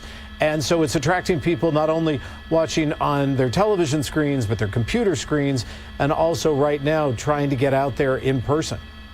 You know, as we watch the car here, that front rim, he's on the rim there. It looks like he's about to lose all the rubber on that front tire there. And you can see him struggling with the wheel there. You know, I want to ask, I throw this out to you, Robert and Ileana. Why do officers think he is armed? Did they actually try to make a stop and he took off? Do we know if they saw him brandish a weapon or something? Do we know why they think he's armed? It's the assumption that they have to go on, Colleen. You know, it begs back to a standoff that I was at in Linwood just a few nights ago here on NBC4 Live at 11. Asked the sheriff's department, do you believe that he's armed? And he said, we have no reason to believe he's not. So that is why when they went through a house searching for him, they had to use such caution. So here is one of those situations where, was this person involved in a shooting in South LA? Was a gun drawn at some point when this initially started? We don't know. All we know is they believe we've got someone behind the wheel of a car. We know he's got a cell phone. We believe he may have a gun, and he is driving a car with an out-of-state plate. And what we've seen in so many pursuits, that they pretty much circle an area, and that's fortunate for law enforcement because it gives them the opportunity to try and put down spike strips. But this chase seems to have no rhyme or reason. He has gone through so many different neighborhoods, on so many different freeways, on so many different streets, that it's hard to figure out where he actually has a destination, if he does have a destination. And if he's talking to relatives, hopefully they are convincing him that there is nowhere to go except into the custody of the LAPD that's behind him. Robert, I believe we have Ileana back with us right now. Ileana, I'm guessing you were just checking your fuel situation? Yeah, Colleen, fortunately here at NBC, we have News Chopper for Bravo and Alpha. So earlier when Gil ran out of fuel, I was able to take over for him. And at some point coming up shortly, Gil's going to be able to take over for me. So fortunately, we will be able to continue to bring you the video and images of this pursuit as it continues here on the eastbound 10 freeway in the Baldwin Park area, a pursuit that has lasted now for over 4 hours. And just getting back to the thought process of this individual, we don't know his criminal history, so we don't know if there's a reason why he won't stop. We know that there's a possibility that he could be armed, but any prior history before that, of course, we don't know. So that there may be other things that are holding him back from stopping. And unfortunately, speaking to his family was not good enough to bring this to an end. And the pursuit continues here at maximum, as you see, 20 miles an hour at most here on the eastbound 10 freeway with 3 flat tires. Okay, this may sound peculiar, but is he actually signaling like he's getting off the freeway here? He's been doing some interesting things with that vehicle. He actually had his hazard lights on for hours and then eventually turned them off. He had his windshield wipers on for a while, so I wouldn't be surprised if he's signaling at this point. It looks like he is. I think he has his right blinker on there, and he does kind of look like he's moving in that direction, so perhaps he is going to bring this to an end. I don't even want to say that anymore because I've said that so many times, because I've thought he's bringing this to a stop. This is it. And then he just keeps going.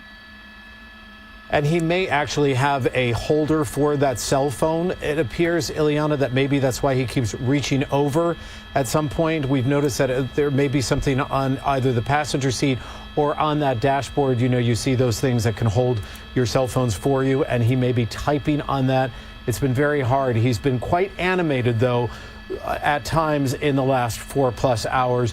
His hands have been waving, and he's been sort of directing whatever those emotions are to whoever he's speaking to on that cell phone. Yeah, and he was speaking to someone before he started speaking to his family, because it was only about 2.5 hours in when his family reached out to the authorities and said that they wanted to talk to him. They wanted to try to help them bring this to an end. So whoever he was talking to before that is unclear to us at this time. We know, though, that he was not talking to police because they did not have his cell phone number. They actually tried to get it from the family. It's unclear if they were successful in that effort, but looks like he's coming to a stop yet again here on the eastbound 10. And what is that? Is that a civilian car just on the shoulder there? It is, Colleen, and we've seen this time and time again. There's been some times when it's somebody who's disabled, so that's where you would go if you're disabled in the roadway. However, there's also other people who are just stopping to take a look. And if you widen out a little bit, we've seen this time and time again. The LAPD, they're behind him. As soon as he stops, they get out of the car, their weapons drawn, obviously communicating him in some way, and then it's, we're off to the races again, and here we go. See, notice, immediately out of the car as soon as he stops. Yeah, that's happened at least, I don't know, Robert, 20, 30 times this evening? It's a workout. They want to be able to move in as quickly as possible when this does come to a stop. And so what they do is they drive with one leg on the door. They're keeping it open with their leg, and then they're ready to jump out at any moment with their guns drawn. And they have to come out with their guns drawn because the driver possibly has a gun as well. We had no information about what type of gun it may have been, whether a handgun or something larger, but there is definitely the possibility that that is what they're going to face when this does come to a stop. And he's still going eastbound on the 10 here? Yes, still going eastbound on the 10. We're entering West Covina. In terms of freeways, we're east of the 605, and the next freeway to our east would be the 57. He's still got a long ways to go, but earlier I said that about the 605 freeway. I said he's got a long ways to go to the 605, and he eventually got there because he had enough fuel and energy to keep going. And again, when you consider what we're looking at here, this is a pursuit that began. Someone who is suspected of having a gun, the LAPD tried to pull him over. That was at 7:04. By 7:10, News Shopper 4 Bravo was over this pursuit. We have not left this pursuit. We are not going to leave this pursuit. Just as a note here, we are going to switch over to The Tonight Show starring Jimmy Fallon when the time comes in just a few minutes. But then we will continue following this pursuit. News Shopper 4 Bravo is going to take over on NBCLA.com and our NBC LA app. It is the great fortune that we are the only station in town with two choppers, so we can be completely seamless here. Ileana Moreno, who's done such a fantastic job, will go and get fuel. Gil Levis, News Shopper 4 Bravo, will take over just about at 11:35 on our NBC LA app and at NBCLA.com. But as you continue to watch this pursuit, now well into 4+ hours with a solo driver who does not appear to have any intention of surrendering anytime soon. A pursuit that has gone from South LA all the way to San Pedro to the San Fernando Valley and through the streets of Hollywood. Ileana, the fact that the gang division from the 77th is the lead on this, and they originally tried to make the stop, what can you read into that? You're pretty familiar with law enforcement and how it works. Yeah, we listen to the police scanners during our entire shift. So that could be, 9 hours a day of listening to the police scanner. And just from previous experience, we know that usually the gang units, they work a case for a while. So they will watch a person for a while before they make any attempt to pull that person over. And we're talking about situations that could go, days or even weeks where they watch somebody. And eventually when the timing is right is when they move in to take that person into custody. So this is not somebody who fell into their lap today, who they simply ran across and said, we think he might have a gun, let's try to pull this guy over. It was someone who they've been watching. And from what we understand, he may somehow be connected to a shooting that took place in Newton Division at some point. We have no information about the shooting itself, about any of the victims involved in that shooting or when that took place, but it is likely that those gang division officers from the 77th Division were investigating this person in connection to that shooting. And so because there was a gun used in that shooting, they could go under the assumption that this person was armed. And it was when they attempted to pull him over that he did not go willingly, and the pursuit was on. That was over 4 hours ago. And it's pretty remarkable, Colleen and Ileana, that a spike strip that has managed to flatten 3 tires has not forced this Chevy Malibu to come to a complete stop. It's really amazing that this car hasn't given up on him, really. He may have the energy to keep going, but The car is down to just one good tire as far as we know. And this vehicle, who knows how much gas he started off with. If he had a full tank to begin with, he was probably looking at pretty close to 500 miles, but he's gone quite a ways. Colleen? Every once in a while, you'll see this burst of speed. He'll be going all of 5 to 10 miles an hour, then he'll get up to 20, maybe even 30, and then he backs it right down. We're in the middle of one of those bursts of speed right now. And here are some of the sparks that you were wondering where they were, Colleen. It appears that we're starting to see that on the driver's side left front tire. Yeah, well, he's if you definitely look down on the carefully rim. right there. Yeah. So it may be that he doesn't have the luxury of going as fast as he had been at some point a couple of hours ago. And Ileana, you would say he was clocking speeds well over certainly 100, 110? Yeah, when we came to take over the pursuit from Gil Davis and News Chopper 4 Bravo, when the pursuit was moving northbound on the 1 freeway through the Cahuenga Pass, he was going 100 miles an hour at that point. And then brought it back down to freeway speeds. And because of the spike strip that he hit, that's really the only reason why he brought things back down to what you're seeing here now, about 20 miles or less. You know, as we've said, we've got News Chopper 4 Bravo up as well. Gil Davis is overhead in that. He's focusing on the traffic. So I'm going to call an audible out here and ask the directors if maybe we can put up a split screen here as we continue to focus on the driver here. We'll see what the traffic is. He's going eastbound on the 10 here, right at Garvey. And traffic behind him, we understand, is an absolute mess. We're going to get that for you in just a couple of seconds. Yeah, looking at it now, it's certainly slowing down for 11:30 at night, and it's been slow like this for some time because he's been on the southbound 10 for some time. Is he coming up on an exit ramp here, Ileana? Yeah, it would be Garvey, Colleen, but he is going to have to move to the right if he wants to exit. Let's see how far out that's going to be. He's still got a little ways to go. There's the shopping mall. So, yeah, there's his exit there. So he would still have to go, by my estimate, at least another quarter mile to get to that off-ramp. But we'll see what he does. Perhaps he's starting to realize that that car is starting to give up on him. We're seeing some of those sparks there. I believe that front bumper has also become partially detached, and that may start to drag on the car.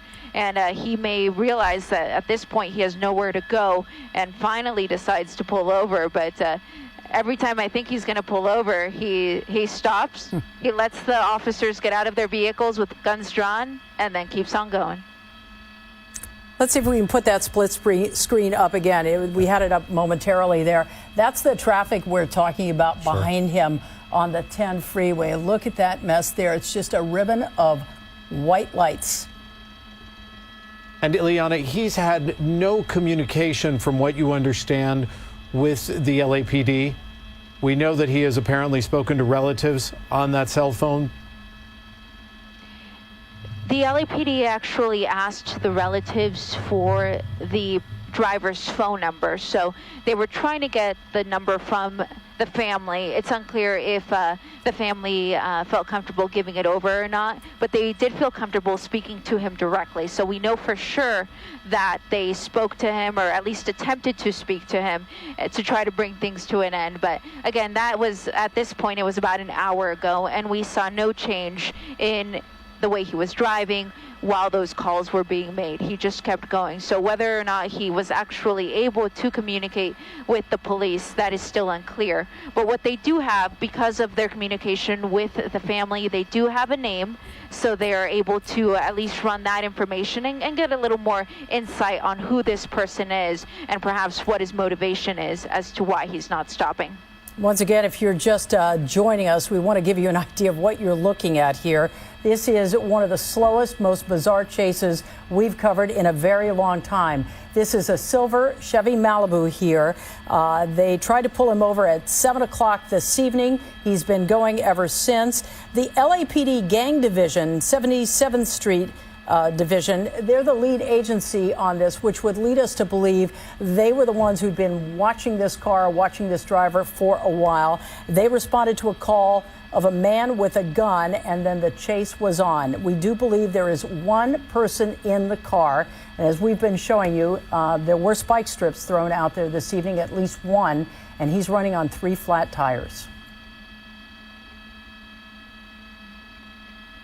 And he's continuing here eastbound on the 10, coming up to Rosemaid. You can actually see the bumper there starting to detach there from the driver's side, and he's got 3 flats here and driving for now over 3 hours trying to evade the LAPD from both the ground and the air, a pursuit that has lasted so long, in fact, that the LAPD helicopter ran out of fuel and had to be replaced by another chopper. And as you look at the pictures on the right, you can see the crowds that had gathered earlier on overpasses, some even on the side of roads, to watch this pursuit, to get out and try and see it. And this, as you can see, that there were speeds, that they went fast, slow, and this sort of stop-start continues. And Ileana, you have to wonder that eventually the car is going to not be able to function anymore, but then there could be a very long time trying to convince this driver to actually step out of the vehicle and give himself up. I'm glad you brought that up, because it's actually something I hadn't mentioned yet, that everything is already in the works. Should this become a standoff at the end where the driver refuses to come out of the car, the LAPD's Metro Division has been advised, so that is the SWAT team. So should it come to a situation where he refuses to get out of the car, and considering that they believed he is armed, they could bring Bearcats, so the SWAT vehicles, they could bring those out and have those vehicles surround the driver's vehicle so that he's not going to be able to go anywhere at that point. And eventually they'll bring out a negotiator, they'll talk to the person and finally try to bring things to an end. We of course hope that it doesn't get to that and he gives up willingly before then. Very quickly, we're talking about the bumper hanging off here. I don't recall watching him all these hours, seeing him hit anything. I don't recall that either, Colleen, so I don't know if it has something to do with the tire being flat, if perhaps somehow the tires damaged the front bumper as well. We are going to switch over right now to The Tonight Show with Jimmy Fallon. This pursuit will continue with News Chopper 4 Bravo and News Chopper 4 Alpha. If we need you, Ileana, fuel and come back on NBCLA.com and our NBCLA app.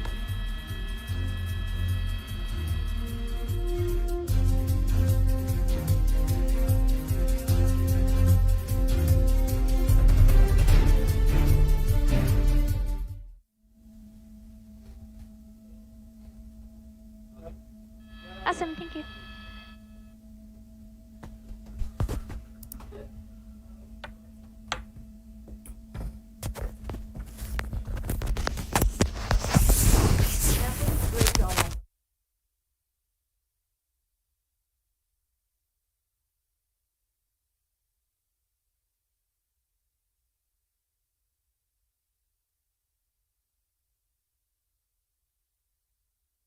To the left and down, you'll see the long line of cars and the LAPD with a traffic brake keeping the cars away from that pursuit vehicle. As I continue to swing around, you'll see eventually here the front of that traffic brake right there, and then just a little bit ahead of that is the actual pursuit with the other units that are following. LAPD 77th Division officers that are in trail. Right there you see that row of cars there, LAPD cars, the night sunlight from the helicopter, and the pursuit vehicle that's been going and going and going. Slow speeds like you're seeing here. Let me bring in my map and you'll see the speeds as we bring that in. You see the tires. 3 of the 4 tires have been punctured due to a spike strip that was done on the 101 freeway out of Hollywood.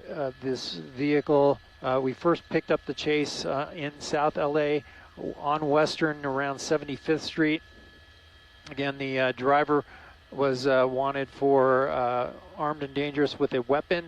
That was the initial call, and then a short time after that, the LAPD announced that the driver was possibly wanted for a shooting in the Newton Division of LAPD. So the gang unit were following the vehicle and went into pursuit. At that time, we were the first news helicopter over the chase, and we were able to capture a lot of the action in the pursuit on surface streets in South LA.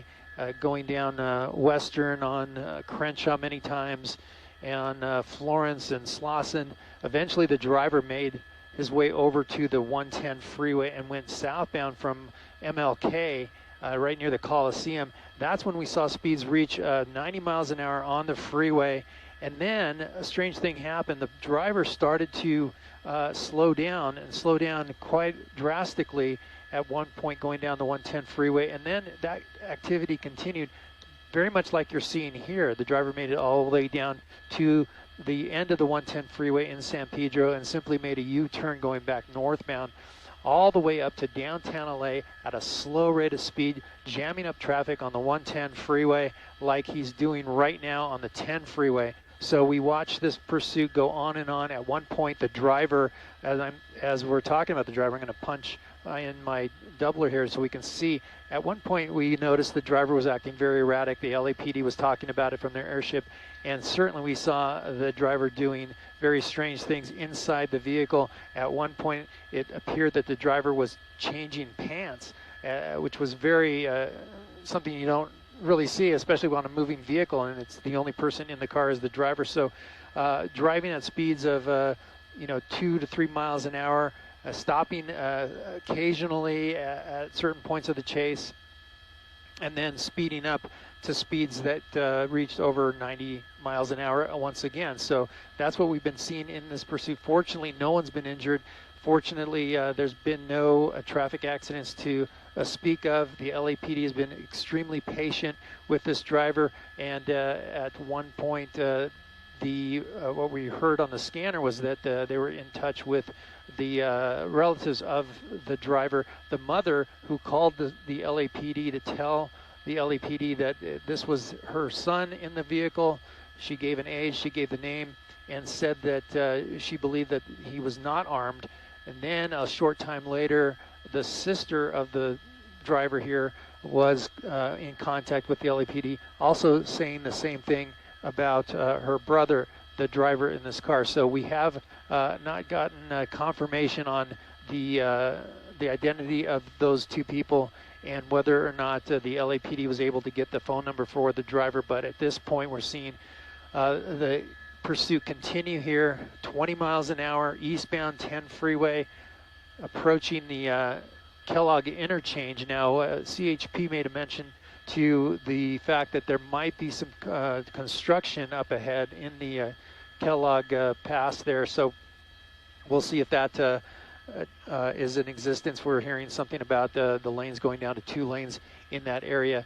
So that's a concern for the CHP and for the LAPD as far as if there's any Caltrans work that's going on right now. But we're seeing people coming out, getting into position along the freeway. We just saw some just a few seconds ago, watching the pursuit go by slowly. But again, this pursuit continuing on, and the big question is, how much fuel does this car really have? 4 hours, over 4 hours, I should say, in this pursuit, and the car is still going on 1 good tire, 4 or 3 bad tires. We've seen sparks coming off the tires at times, but again, very interesting situation. Go ahead, Gil.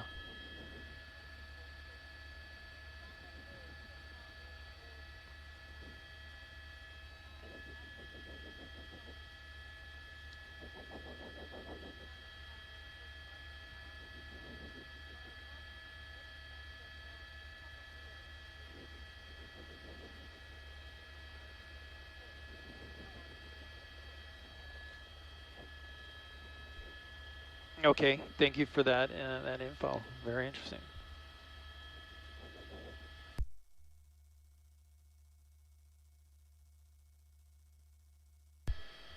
So I'm getting information from our assignment desk, Jamie Bankson, that's working the assignment desk right now.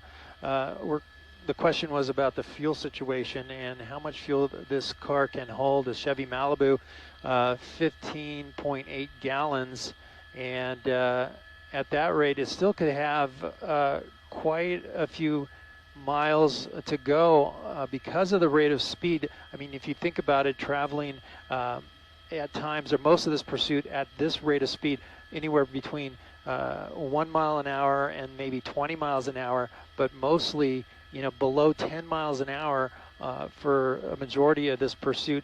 He reached high speeds on surface streets of about, at one point 90 miles an hour, but really averaged about 50 miles an hour, maybe up to 60 miles an hour at times on surface streets, and then a short burst of speed on the freeway, on the 110 freeway, on the 101 freeway, up to 90 miles an hour, but then the rest of the time at a slow rate of speed. So given that those averages and those numbers, it's likely that the driver still has fuel to go. The question is, look at those tires. In fact, there is no tire on that front driver's side there.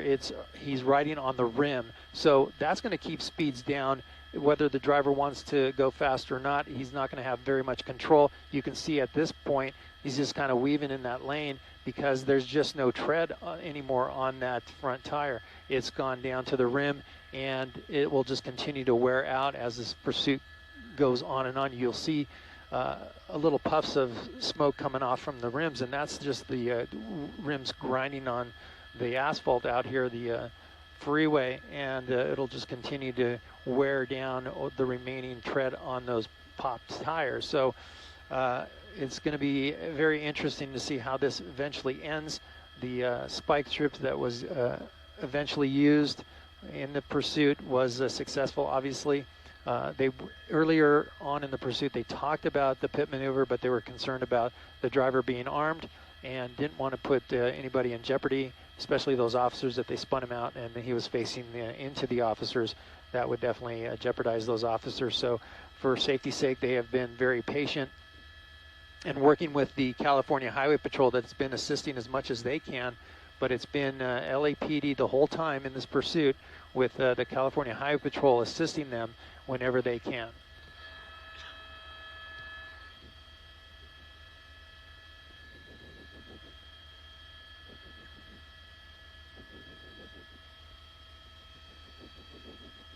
I'm listening now to the California Highway Patrol that's following in trail of this pursuit. Look at that bridge there. We have people coming out onto the bridge to watch the chase go underneath. But they're following the lead here, the California Highway Patrol is. They're following the pack behind in case the car comes to a stop, in case it stalls. They're there for assistance, whatever the LAPD needs. But definitely we are way out of LAPD's jurisdiction, but they're going to be in it to the very end as they try to get this driver into custody. And hopefully it all ends peacefully. But as far as the traffic goes, I'm going to leave the pursuit for just a second. I'll keep a wide shot there. And it will look at that backup once again. There's the traffic break there, and it just continues on and on and on all the way back into West Covina and beyond. You see the headlights there coming at us. That's the backup caused on the 10 freeway from this pursuit. So back into the pursuit itself. We are watching the night sunlight of the helicopter. Speaking of helicopters, they've had to swap out a couple of times because of fuel, 4+ hours in a chase. They've had the assistance of other helicopters come in to give them a break, and so they can get fuel. Punching back in here to see the activity inside the vehicle. You see the driver still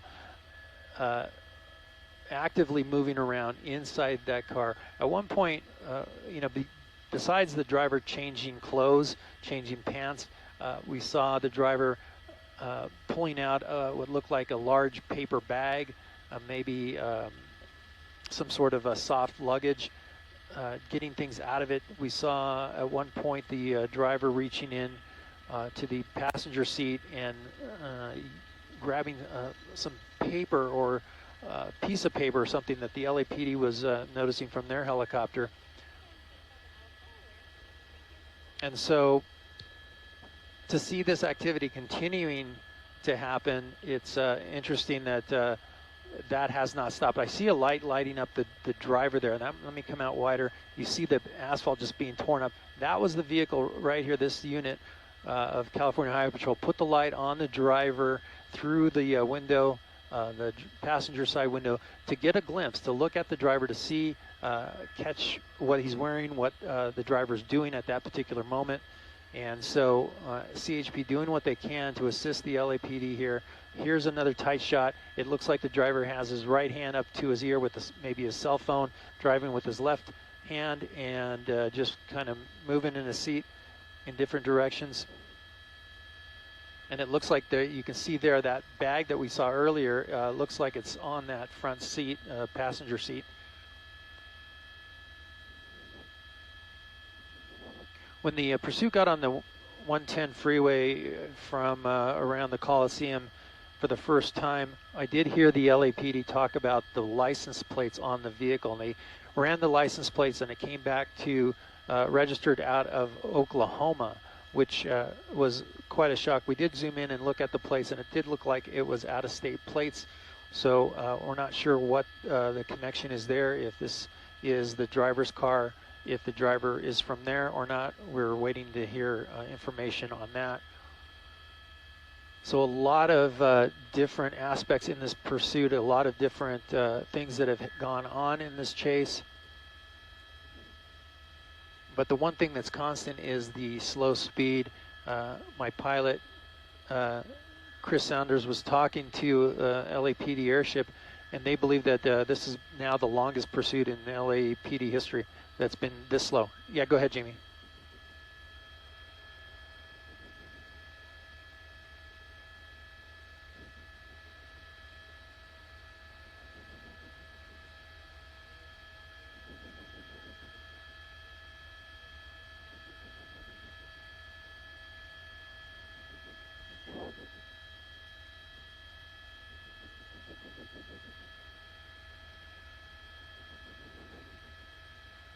Okay, thank you for that.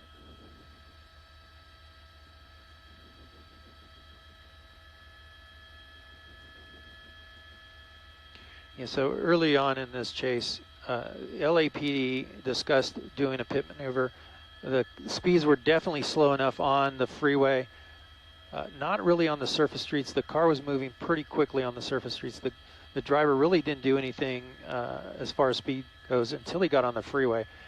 But then when he ended up going slow like this for the majority of the chase, there was talk about engaging the car with a pit maneuver. But again, the concern is that the driver may be armed, and they don't want to put the officers at risk. Look at this, the LAPD driving here so slow. They have the door popped open. We've been watching this with Eliana Moreno's coverage. They will come up to the car. When it stops like that, the door will open.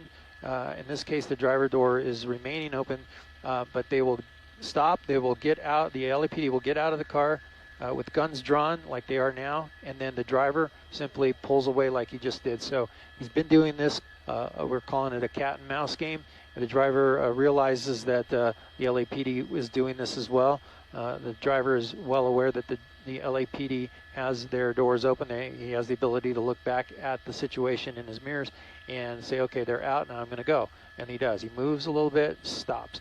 Moves a little bit, stops. And the LAPD having to jump out of their car and then back in as the pursuit continues. So they're not taking any chances in this pursuit, especially with someone that is said to be armed. LAPD believes this is an armed and dangerous driver in this vehicle and is possibly connected with a shooting out of the Newton Division of LAPD. So they're not going to take any chances at all. Here they come, doors popping open, car moves forward a little bit, and once he hits the gas and gets a little distance, they jump back in and the pursuit continues.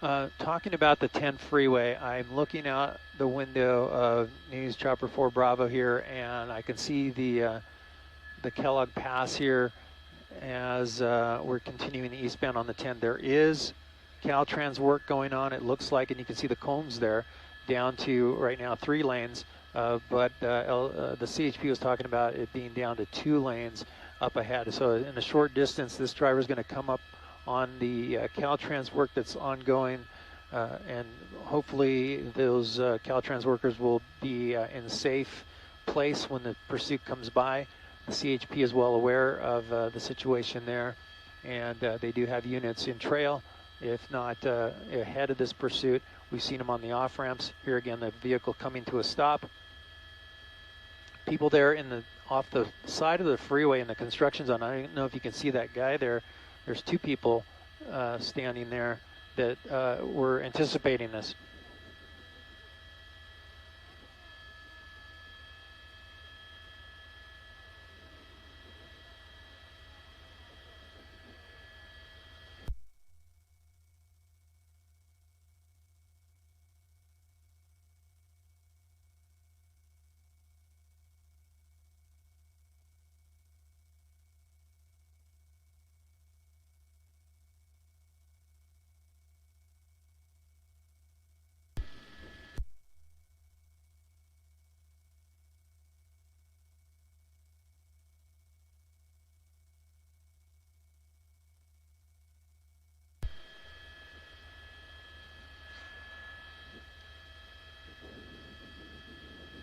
On and off, stop and go. Sparks coming from the rims at certain points when the driver hits the gas. Here we are in that Caltrans, the cone zone. 10 freeway via Verde, and the LAPD with extreme patience in this pursuit. There comes the night sunlight.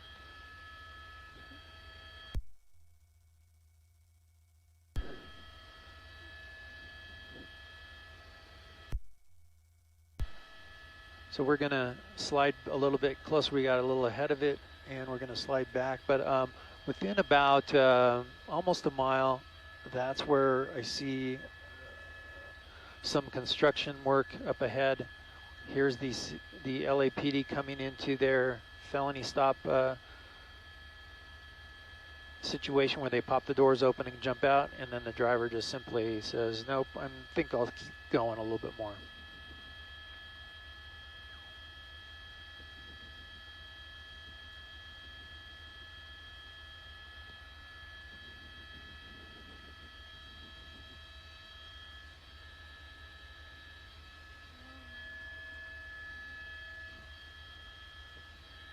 I'm looking just ahead of the chase. Literally about a quarter mile ahead of the pursuit vehicle here are a group of cars. There are about 8 of them that are going super slow as well. They must have got on the freeway before the chase and is just keeping pace ahead of the chase. It looks like some of them pulled over to the side of the road and might be looking to get out as the car goes by, but they are just kind of creeping along ahead of traffic. I'll show you that as I zoom out real quick. That's the pursuit vehicle with the night sunlight, and to the left, those headlights there in the dark, those are a couple of the cars that I'm talking about. So a group of cars that are just kind of ahead of the pursuit, just kind of keeping pace with it.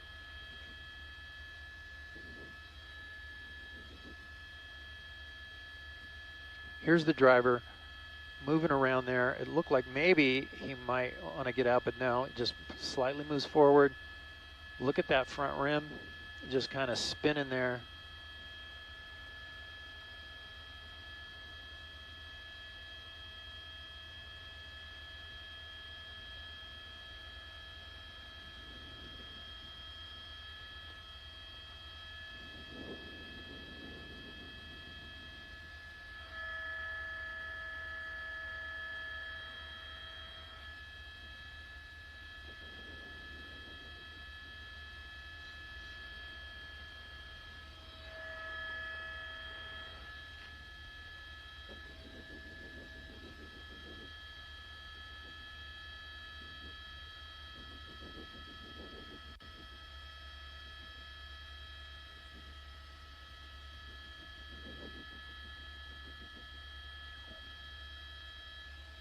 On again, off again. Here's the drive, about 13 to 20 miles an hour, then back on the brakes, stopping.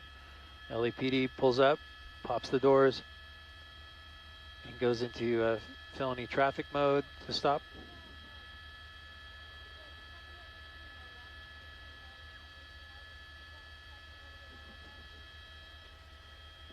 Absolutely, thank you, Jamie. Yeah, during our 11 o'clock news, we were trailing the pursuit. Eliana Moreno was covering it for our live broadcast on Channel 4 News. My pilot, Chris Sanders, was talking to one of the airships that was departing for fuel, one of the LAPD airships departing for fuel, and he was chatting with the pilot. They believe that this is the longest slow-speed chase in LAPD history, or at least in the last 20 years. I can tell you that I've never seen one this slow for this long. In my 22 years of covering pursuits here in LA, I've never seen one that goes this slow for this long. We've covered quite a few chases in that time, so many of which have been slow, but this one by far is taking the longest. As I say that, we're watching some of the Caltrans workers. They're backing down the freeway and yielding to the officers there, so keeping them safe by doing that is a smart move for the California Highway Patrol and the Caltrans people that are out here working and doing their job, having to take a break in their work because of this chase as it moves slowly by. But certainly going back to the length of this pursuit and how slow it's been going, it's painfully slow. It's got to be miserable for people that are on the freeway that are trying to get to their homes or other locations. Certainly those people coming up from the San Pedro area on the 110 freeway were locked into that traffic until this driver made his way northbound on the 101 from the 110. And then again, the 110 freeway backing up because of the driver in both directions, northbound and then eventually southbound. And then the long haul from downtown LA on the 10 freeway all the way out to where we are right now, coming up to and approaching the 57 interchange here on the 10 eastbound through this construction zone. So yeah, brutal for people that are trying to get to places on the 10 freeway. If you are thinking about using the 10 freeway coming from the 605, try another route, take the 210 or the 60 instead. That will get you around this and not have to worry about being stuck for the duration of this pursuit. Hopefully the driver will take the 57 freeway if he's able to make it there, which is just in about a mile, maybe a mile and a half away. That will relieve the 10 freeway, but then it'll be that freeway, that the 57 or whichever one the driver jumps on will be jammed eventually. So that's the that's been the issue with this chase. The poor people that have been stuck on the freeway trying to get to where they were just had bad luck and ended up behind this chase. Here are some of the people that have pulled over. Look at that, people pulling over, shadowing the pursuit on side streets and on on the freeway where where the closure is. A couple of cars, these were the ones that we're talking about, had been up ahead of the pursuit, now just waiting, people coming out with their cell phones to videotape that pursuit going by. And really the speeds are what's allowing that to happen because it's so slow. Now here the driver coming through the Kellogg grade, reaching close to the top of it now and maybe perhaps going downhill. Well, we should see speeds a little bit faster, but again, the speed's going to be limited to the control of the car. And look at that, he's going all the way into the slow lane. Here's those two lanes that the CHP is talking about, the Caltrans shutting down all but two lanes, and now the car comes to a stop and the felony stop goes into its process, and then the driver drives off.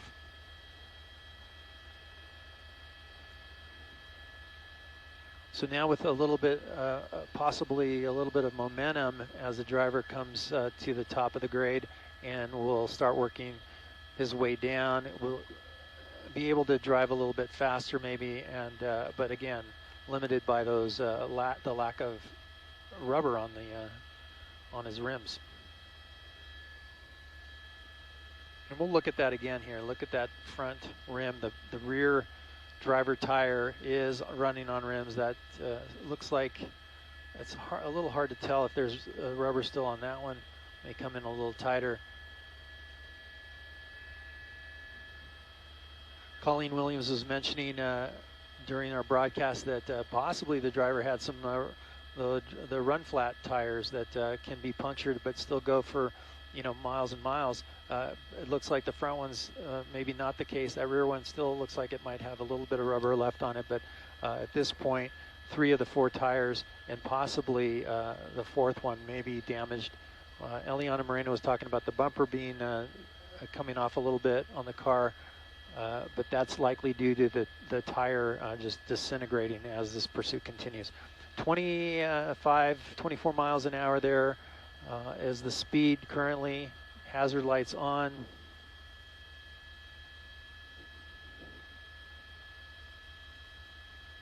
And the LAPD there, not giving up, not giving in.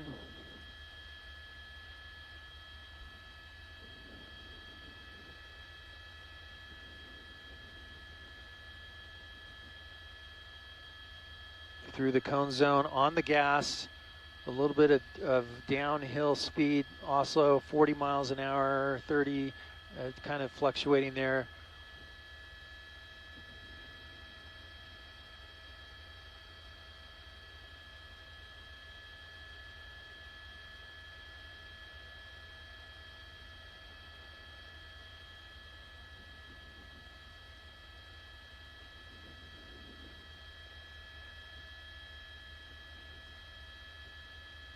Again, the LAPD trying to make a stop on this driver, armed and dangerous, possibly involved in a shooting in Newton Division, and they're not taking any chances with this driver.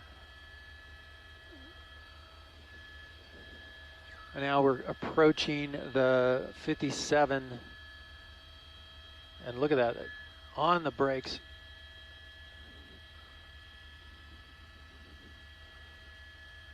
For no apparent reason, just slamming on the brakes there.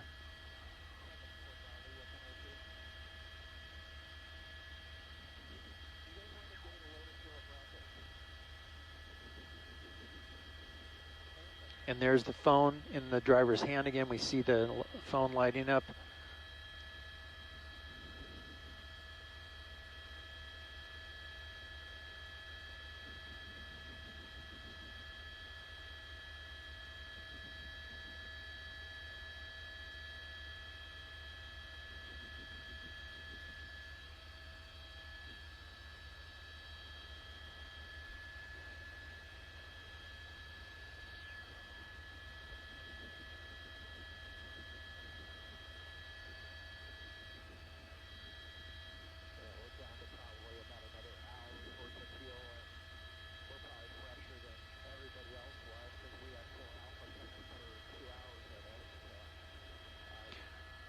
So part of the Kellogg interchange here is the 57 freeway, but also the 71 freeway that the driver might have access to. We'll see what happens.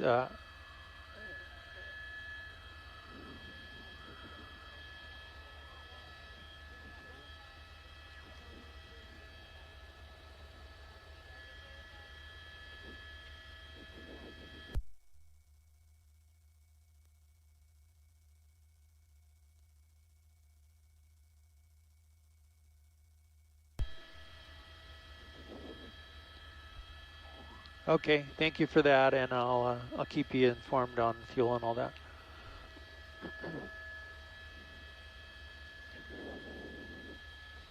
In a real short distance is the interchange. In fact, there's a gore point there.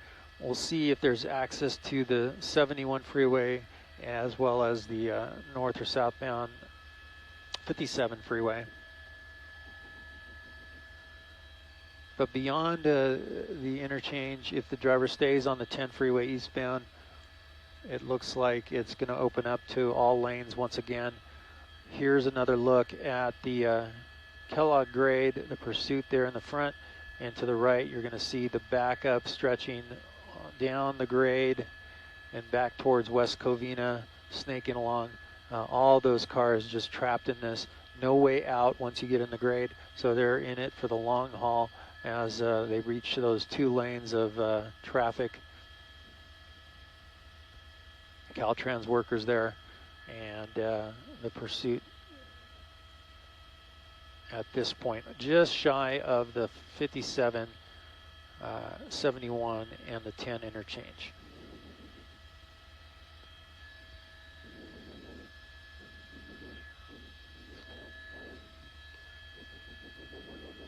Okay. Okay, great. Thank you, Chris.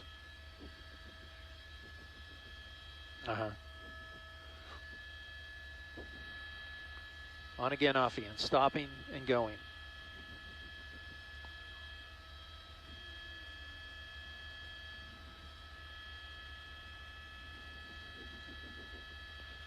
Here's a look at the LAPD officers in trail.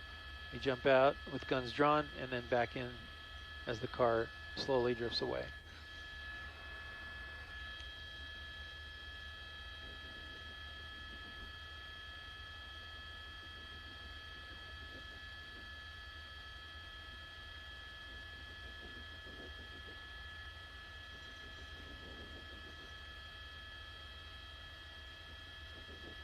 Normally in a pursuit, when the spike strips are used and successfully, the tires disintegrate, and we've seen pursuits continue to travel at a high rate of speed. This driver choosing to go slow and stop and go, but in other pursuits we've seen the tires wear out and fly off, the rims wear down all the way to the hub, and at that point the car just becomes disabled. In this case, because of the slow speeds, those rims are slowly grinding away and the driver still has traction. So that is another feature of this slow speed chase. And I can tell you that had this driver not been wanted for being armed and dangerous and possibly involved in a shooting, this pursuit would have been over a long time ago with a pit maneuver. But because of the dangers involved in that, they're not taking any chances with this driver.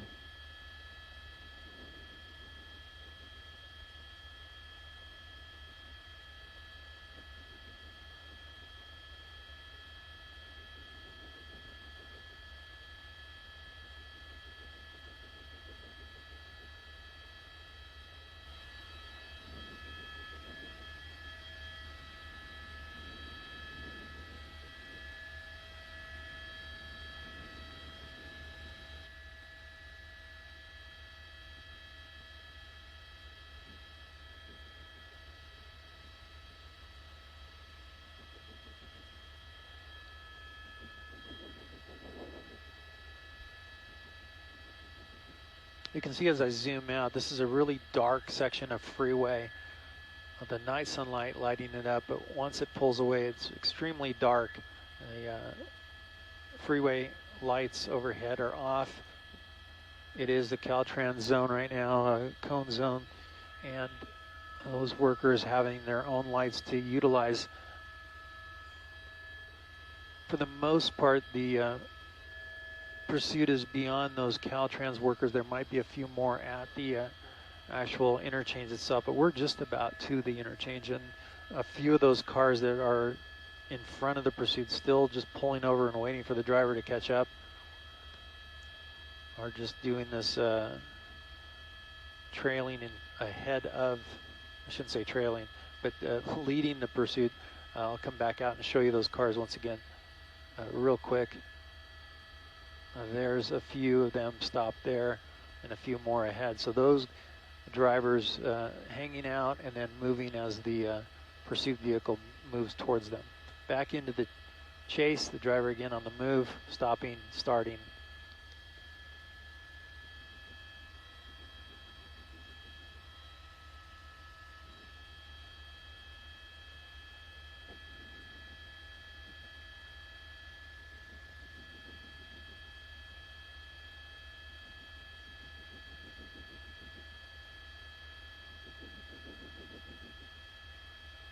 I personally have never driven on rims on a car, but I can't imagine that being a very comfortable feeling with a lack of control.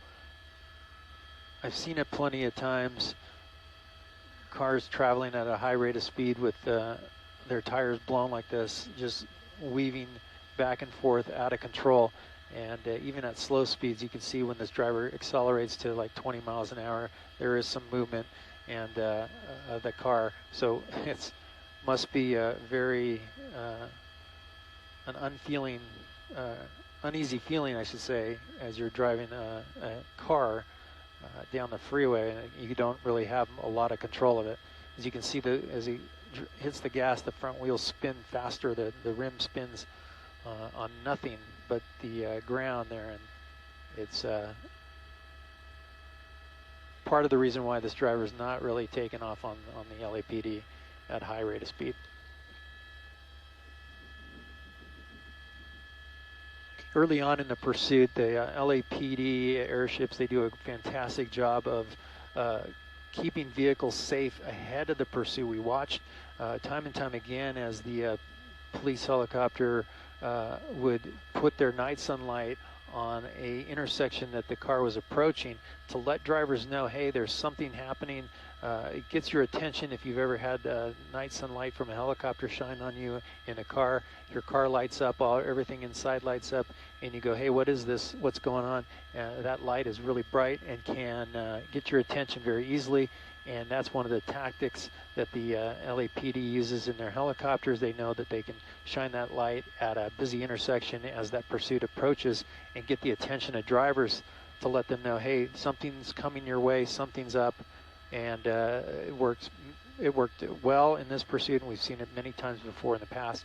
It's a great technique that the officers can do from the air to keep people safe. A lot of times units on the ground can't get into position fast enough in busy intersections to keep the intersections clear, so the airship can do that with the night sunlight, much like you're seeing right now, lighting up the car, will do that, and it really gets your attention. In fact, we take an opportunity to look at the driver when the night sunlight hits him, and we can see how it lights up that inside of the car. We see that he has a white shirt on. We see items inside the car, and we're able to use that night sunlight to see what's going on at those times.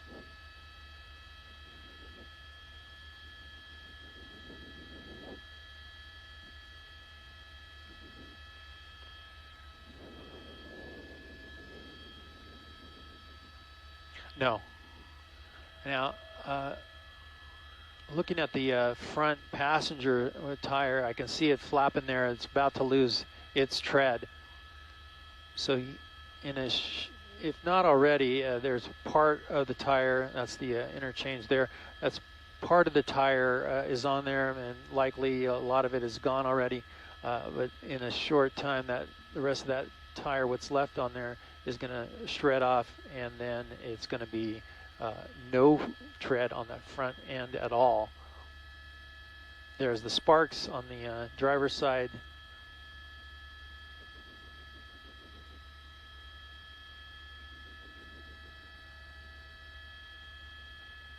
So the driver committed to the eastbound 10 freeway, did not take the 71 or the 57. It doesn't look like that's going to be possible at this point.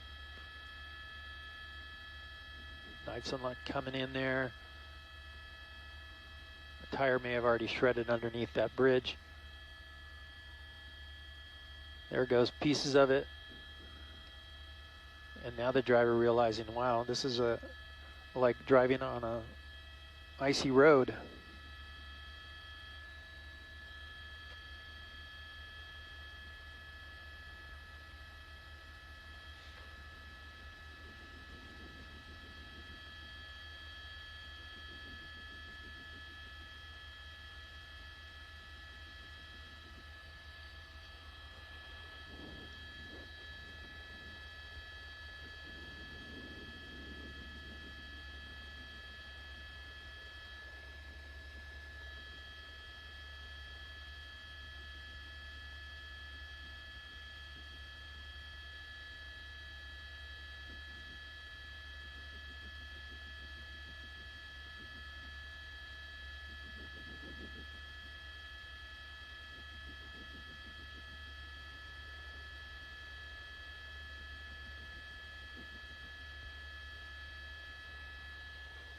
looks like the driver's realizing that he wants to hit the gas, but he can't because of the stability of the car. My pilot Chris is telling me that there's a lot of cars that are stopped and just ahead of the driver. I'm going to come out to a wide shot to see that. And there you go. There's a bunch of cars just kind of eyeballing this pursuit from behind them.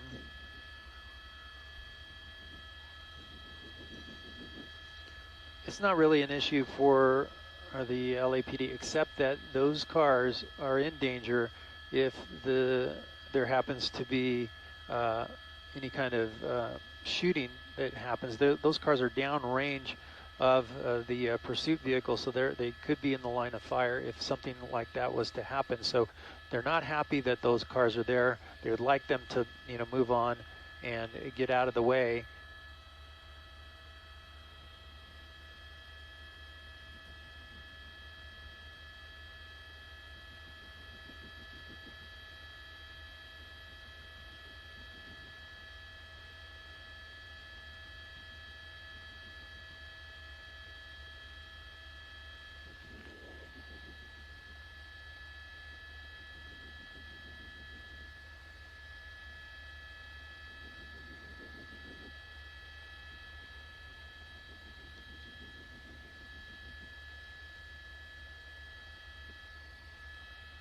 Here's the driver using his phone there in his hand to his ear.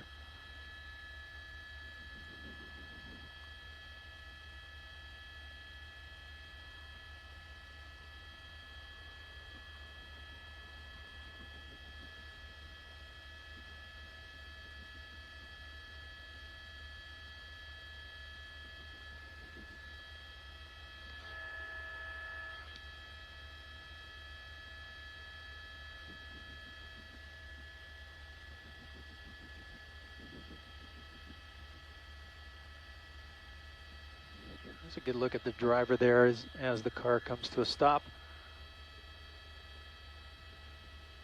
Shaking his head around. Looks like he may be a shaved head. It's hard to tell.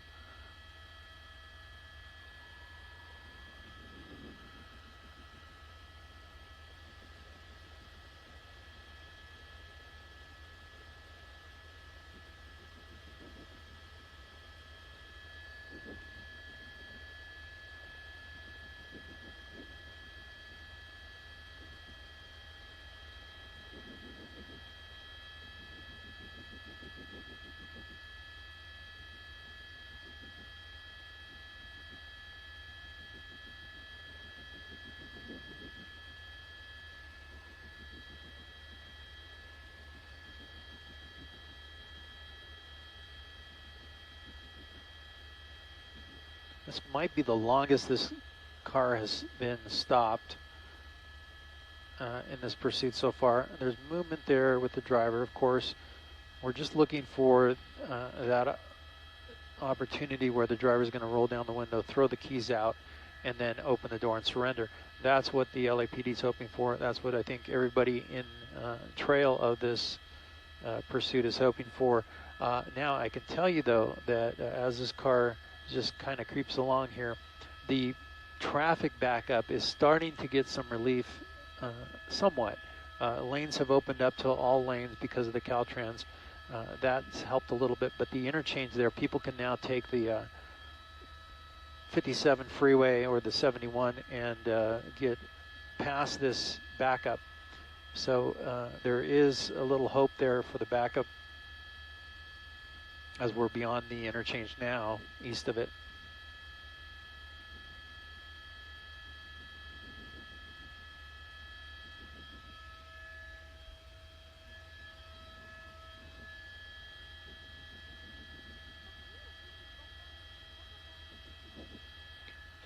No, it's loose, but it looks like it's still intact. We're talking about the bumper. If he's lost the bumper, my colleague Eliana Moreno made mention that the bumper was loose. It looks like it's still on, but I did see some movement on it earlier on. And again, that's likely due to the tires coming apart during the chase and just beating on the bumper, on the wheel well.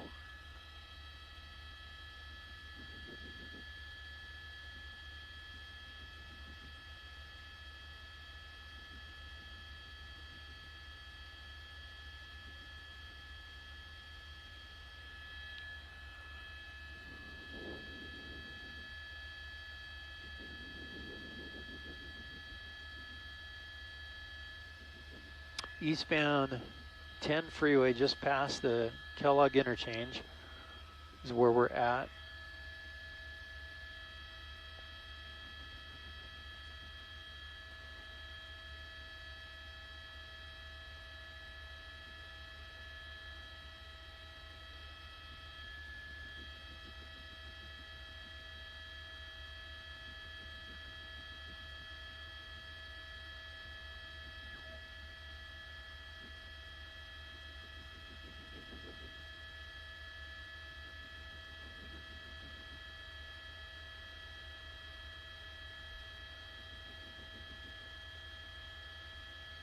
So the driver now on the gas, and let's see how fast.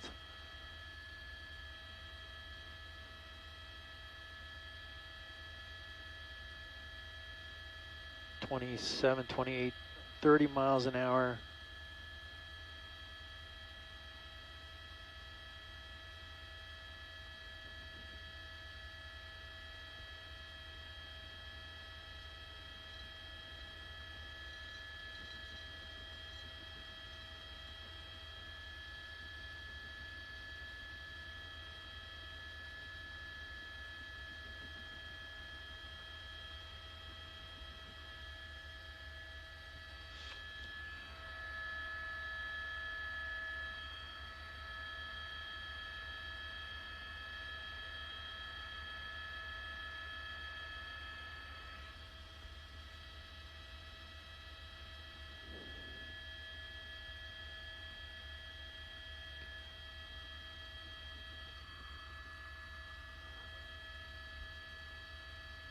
Yeah. Yeah.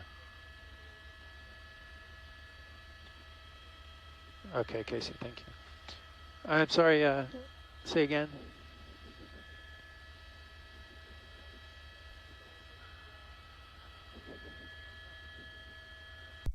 Oh, okay, thank you, Olivia, thank you.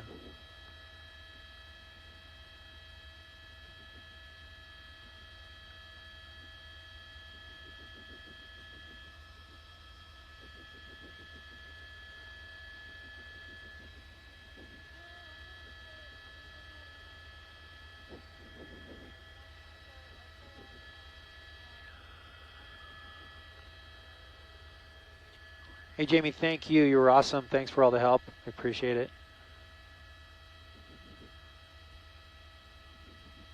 Talking to Jamie Bankson, who's off now, and did a great job in assisting us up here in the choppers with the pursuit as it continues on. Painfully eastbound 10 freeway, 1 mile an hour at times, stopping at times, and reaching about 20 miles an hour. 30 miles an hour maybe max due to no tread on those front tires.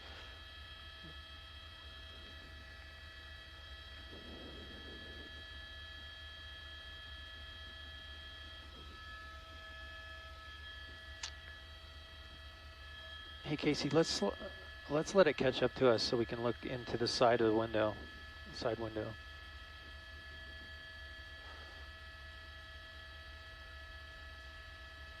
Okay.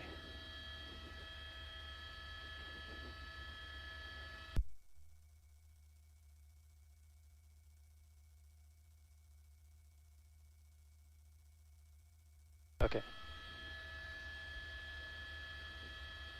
Gotcha. Gotcha. Yeah.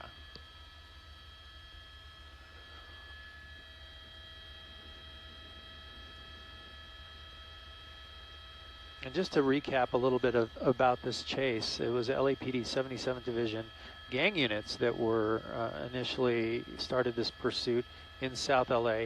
We were flying at the time, heard the chase starting up.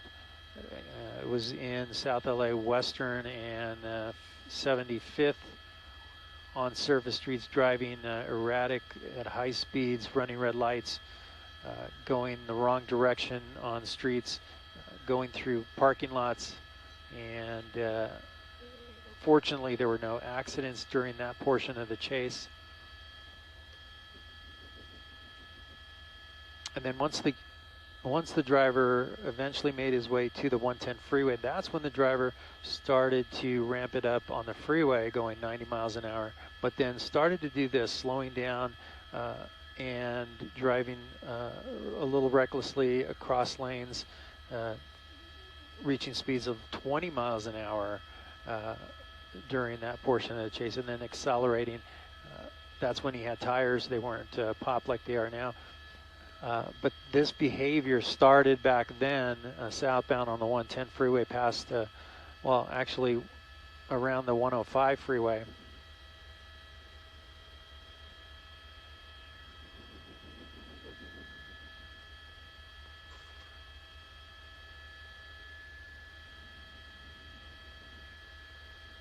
More people on the bridge overpass there to watch the pursuit go underneath.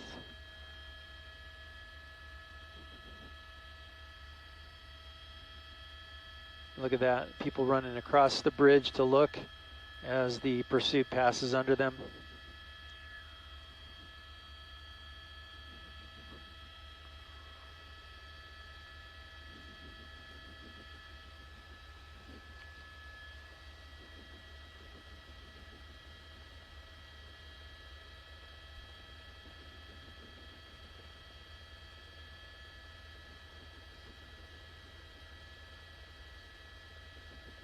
Those gang units were likely surveilling this driver before the pursuit started, and they believe that the driver was armed with a weapon and also possibly wanted for a shooting out of Newton Division, LAPD Newton Division.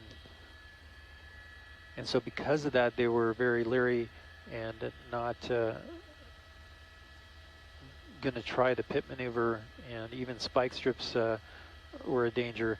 Let's come back in here, and the driver may have rolled the window down. No, he did not. Eventually the spike strip was done. I believe it was on the 101 freeway in or near Hollywood, and they were successful on that, popping at least 3 of the 4 tires, making them flat, and now we're down on 2 rims on the front, and that rear tire here on the driver's side looking pretty shabby.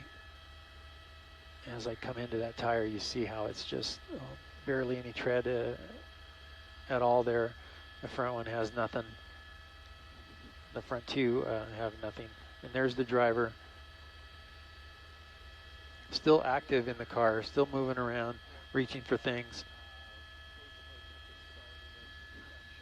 Eastbound 10 freeway at Dudley. Out again in a wide shot, and to see the traffic and trail. There you have it. Those long lines of cars, still people trying to get out east from LA. Awful backup there.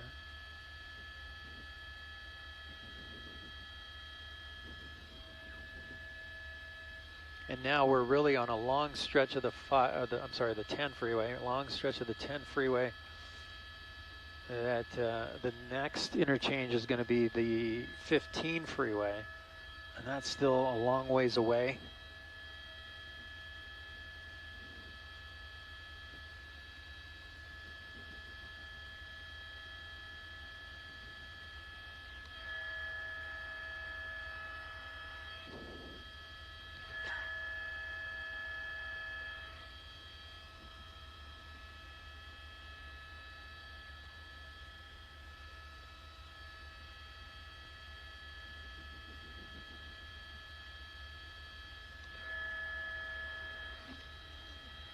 Come in again. I see some movement there.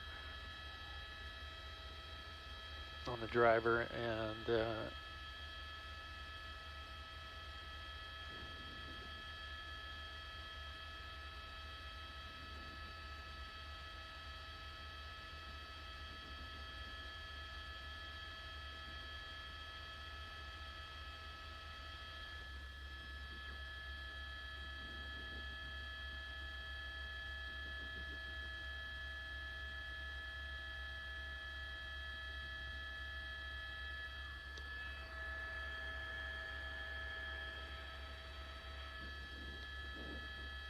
when it comes to a stop like this and the officers jump out, you know that the officers are on their loudspeaker talking to that driver, issuing commands.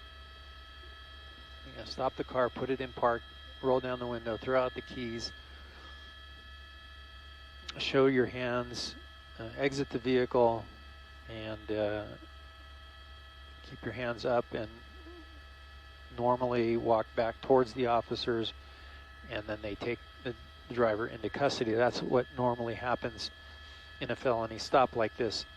But the driver has been playing cat and mouse the entire time here, stopping, letting them get out, letting them draw their guns, letting them announce what they want to say and give them orders, and then the driver simply pulling away.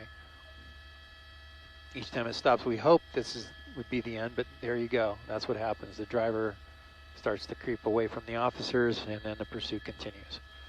In the meantime, hundreds of cars behind this pursuit are just stopped. Fortunately, they're coming up on some exits now. They had the 57 freeway behind them that can give them some relief. But for those trying to get out east towards San Bernardino or Riverside, they're really out of luck.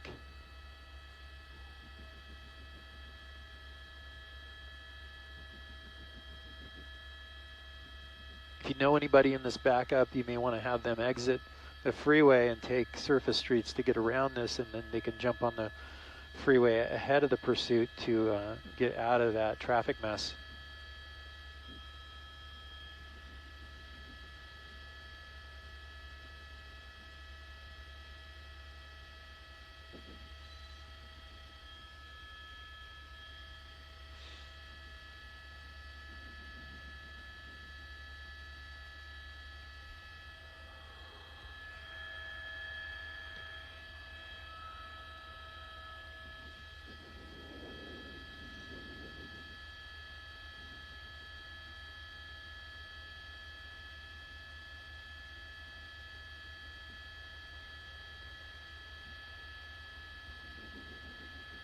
And off he goes. There goes some more parts coming off the car as the driver accelerates to almost to 30 miles an hour, and then boom, stops.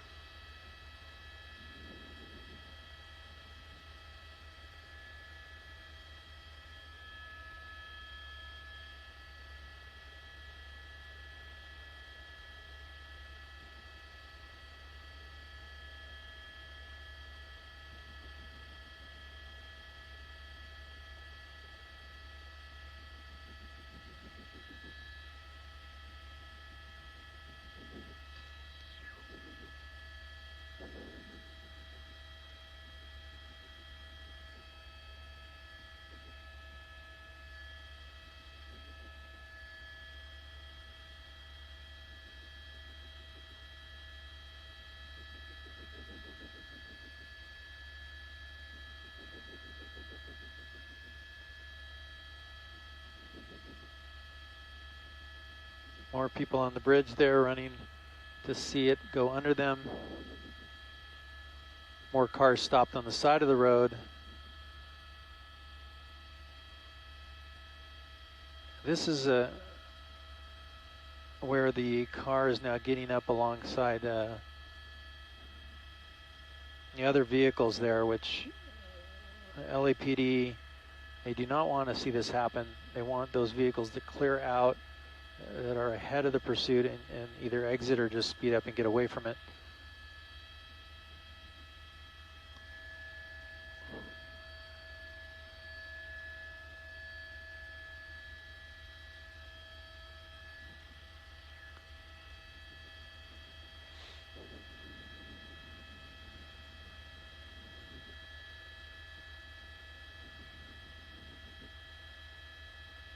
Here you see this car in the carpool lane. That nice sunlight lighting it up, trying to tell the driver, hey, move on. You need to get away from this driver here. Again, this driver's wanted for being armed and dangerous. They don't want anybody getting hurt.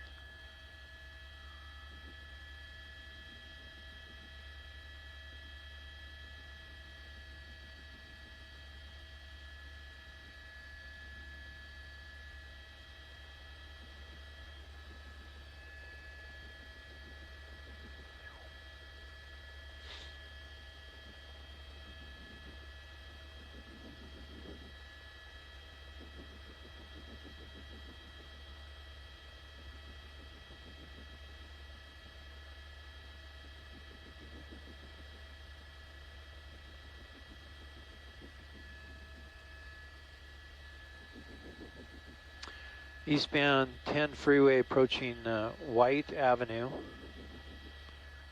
Let's come back in here to look at the condition of that rear tire.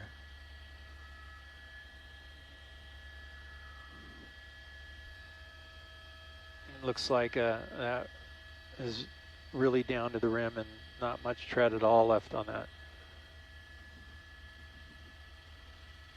that rim. So 3 of the 4 we know have been blown out by the spike strip from earlier.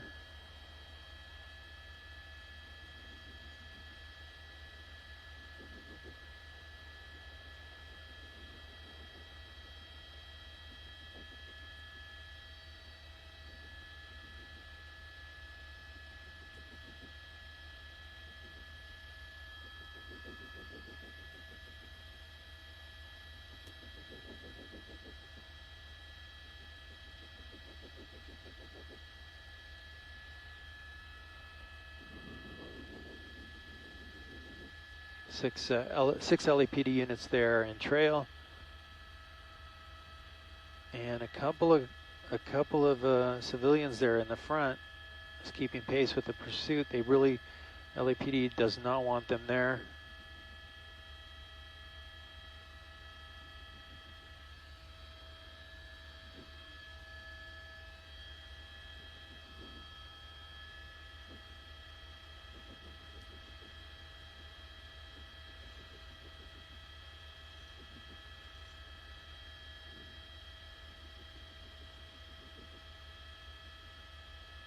Once again, LAPD officers coming out in their position for the felony stop, and the driver scooting away a little bit.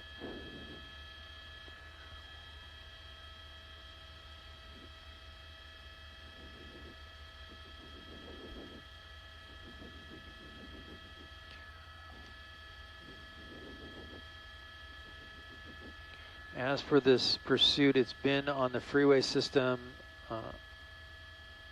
for quite some time. Really, it was in the beginning of the pursuit where the driver was on surface streets, but then, for the most part, has been on the freeway systems ever since. The 110 freeway up to the 101 freeway, back down the 101 freeway, down into downtown LA, where the driver transitioned eastbound on the 10 freeway, and that's where we're at now, the 10 freeway in Pomona.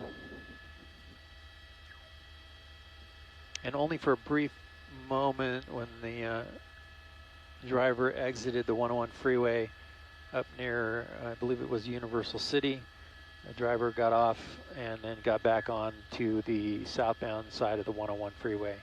But other than that, it's been freeways ever since the South LA area when the driver first got on the 110 freeway. So that's the story there. And of course, in those early moments of the pursuit, it was very high speed, very dangerous. We saw a lot of close calls. The driver running red light after red light, stop signs, didn't matter. He'd come up on traffic and would do something similar to this, where he'd slow down and kind of evaluate the traffic at an intersection and pick a lane or pick an outlet. Sometimes when all the lanes were full of cars, the driver would go into a parking lot and then exit the cross street there, we saw that activity early on in the pursuit. And you get a sense of relief when a pursuit jumps onto the freeway, because at least there's no cross traffic in a pursuit on the freeway. There's not cars crossing over red lights and so on. So it seems to be a little bit, or appears to be a little bit safer, but then, you know, the high speeds come into play then.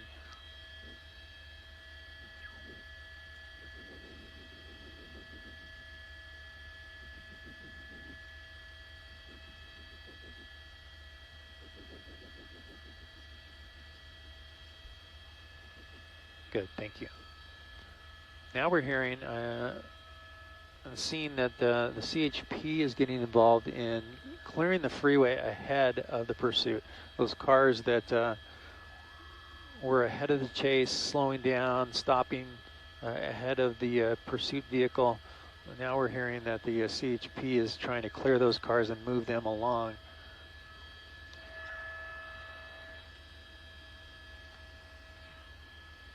In fact, I'm going to come out to a wider shot and show you. That's the pursuit vehicle here. It's moving again, but here, do this real quick. You see that? The night sunlight shining on this car to move along. That unit right there, I believe that is possibly a California Highway Patrol unit there that shooed that driver off the freeway, because here comes the chase. Now there's a line of about 25, maybe 20, 25 cars ahead of that unit. And he's going one by one up to those cars to clear them out. The airship as well is going ahead of the pursuit and shining the night sunlight on those cars. I'll look at that again real quick, not to take our eyes off the pursuit, but look at all these cars here, and that's the night sunlight that was over the pursuit. Here's the, we believe is a CHP vehicle that is trying to get all these cars to move on out of danger's way, because here comes the chase with a possible armed driver, and they don't want those people down wind of the pursuit like they are right now. So they're trying to clear them out using the helicopter to do that, and the units that are on the freeway. And once again, here we go. The car stops. Officers will come out with their guns drawn, and the driver sits there for a length of time and then moves away. Starts to move.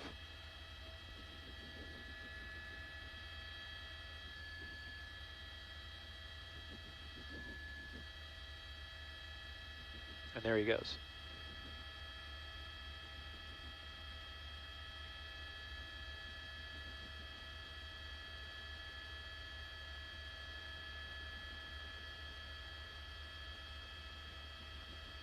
And there's that activity that we've been seeing all along in this chase.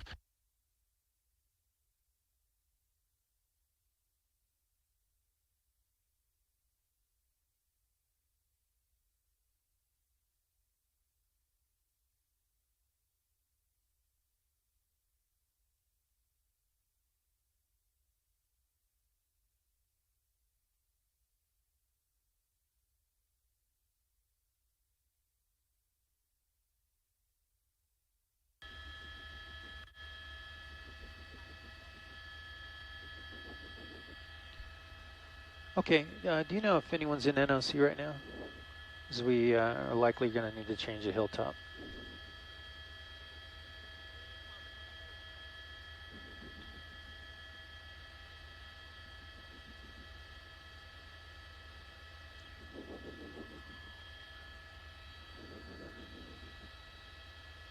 Look at all the cars there that have stopped. That's an on-ramp, I believe, there, but all the cars that are trying to get on the freeway, but then all these other ones that have pulled over and stopped to watch the pursuit go by. That's what the officers were trying to clear out. Here's some cars just joining in. Not what the LAPD wants right now.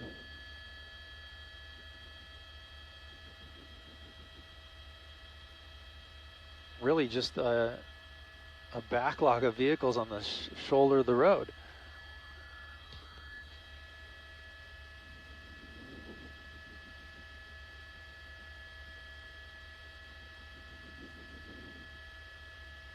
They get past, they're on an off ramp. It'll be interesting to see if they jump back on the freeway, like speed up and try to get back on the on ramp there.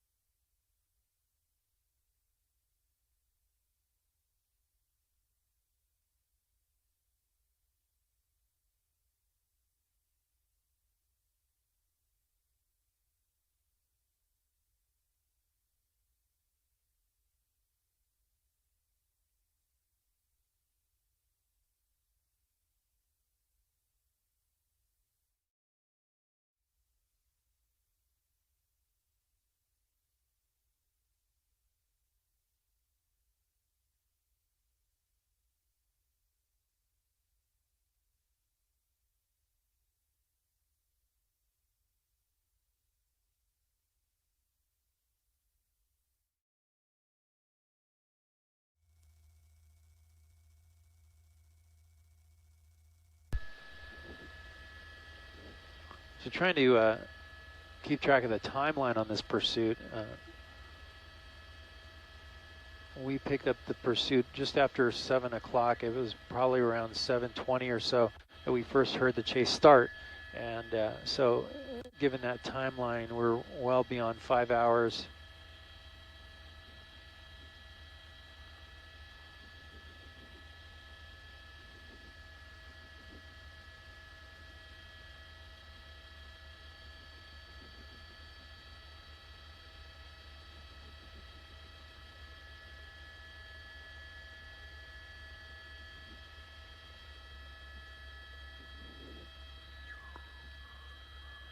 Tracking the car at 28 miles an hour, hitting the brakes. The car not able, doesn't seem like the driver is willing to go over 30 miles an hour. Quickly hits the brakes because this car is very unstable with 3 tires blown out and running on rims now. Yeah. Thank you.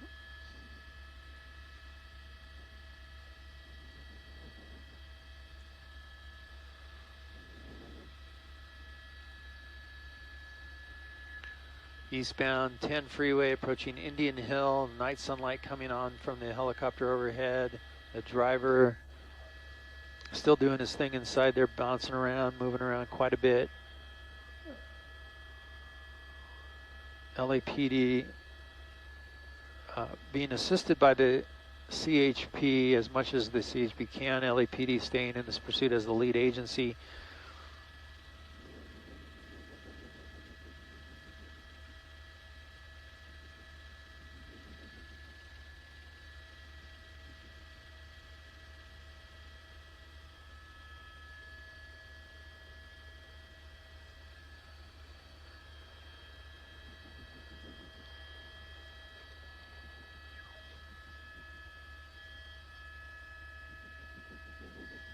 Traffic still a mess behind this pursuit. A lot of cars stuck, moving very slowly. I'll briefly come out real quick and show you that. There's the string of lights of cars coming away from the Kellogg interchange. A couple of cars pulled over again, side of the road to watch the pursuit come by.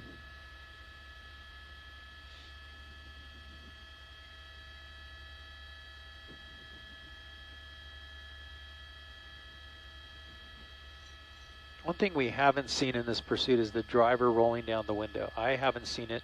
I don't know if that happened during the portion that my colleague Eliana Moreno and News Chopper 4 Alpha was covering it, but to my knowledge, the driver has not rolled down the window.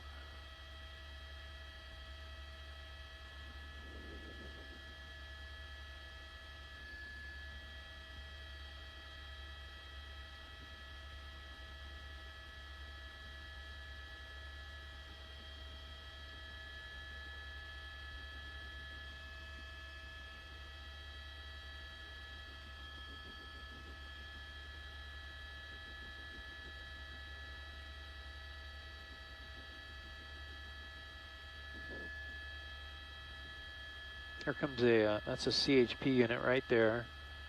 Again, they're not taking over the pursuit at all. They're just there to assist the LAPD in this, to keep their drivers away from the pursuit.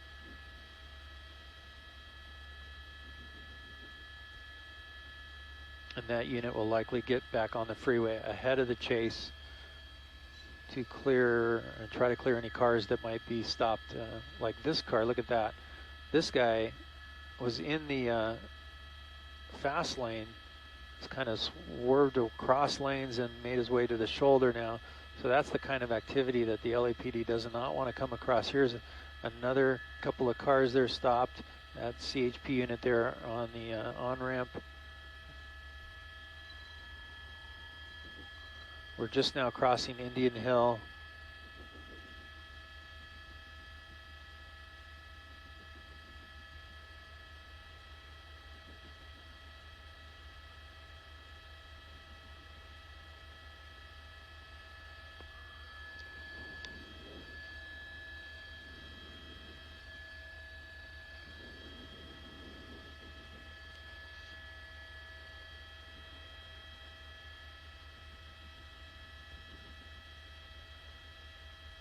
Yeah, still seeing parts of the tire, possibly the rim, coming apart here off the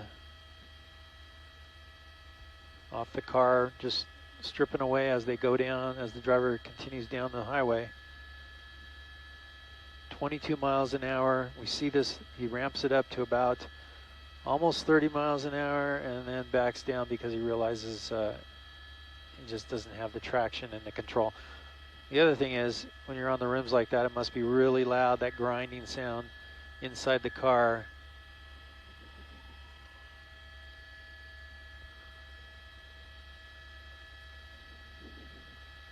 You ever had a flat tire and you're driving down the highway and you hear that thumping going on, and it can be very violent.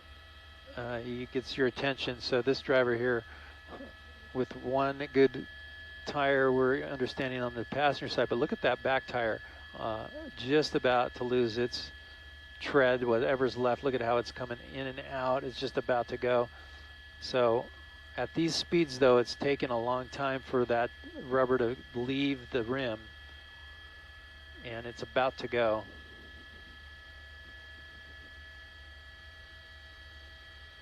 In the meantime, that's not dirt coming up off the road. That's the asphalt being chewed up by the rims, the sparks coming off. Here comes the tire.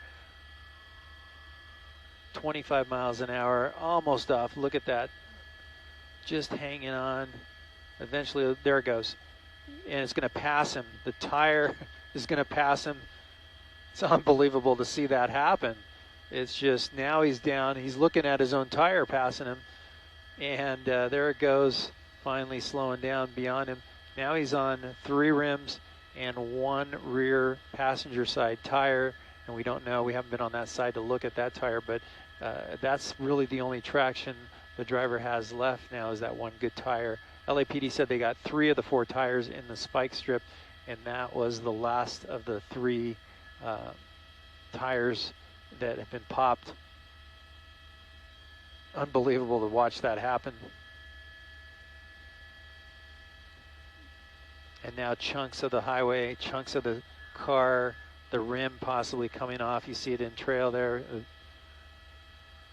Sparks a little bit here and there.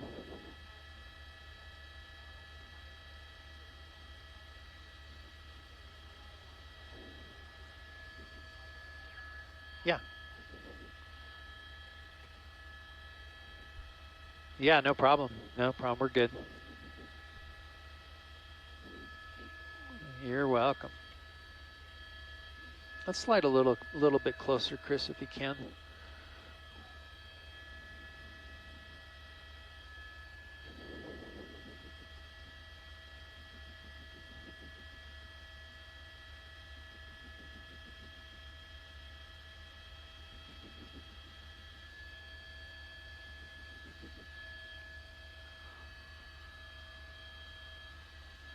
Ahead of the pursuit, here we have, looks like some flares on the highway. You can't see it right now. I'm looking out the window of the chopper, and I can tell you that It looks like a flare pattern on the shoulder. It might be due to some construction here. We're seeing a lot of cones there on the highway.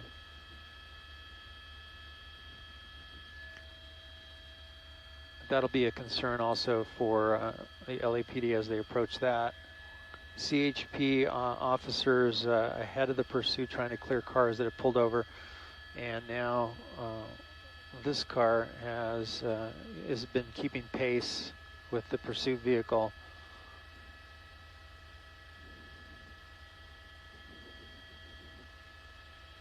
And it seems like as long as the driver has that one good tire, the passenger rear, he's able to maintain some control of the car and getting it up to 20. Here we are, 29 miles an hour, and then boom, he's on the brakes because of that stability.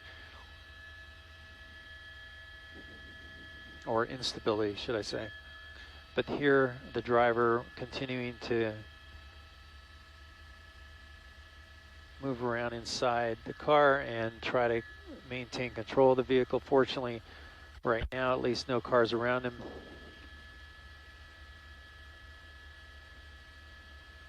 And there's the CHP blocking that on-ramp from cars to get on.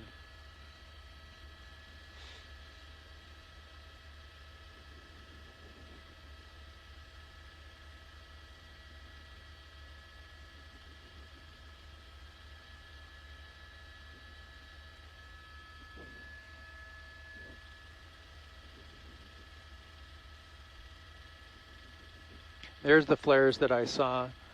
It's going to be passing that. I don't know if it's a broken down car. Let's take a look.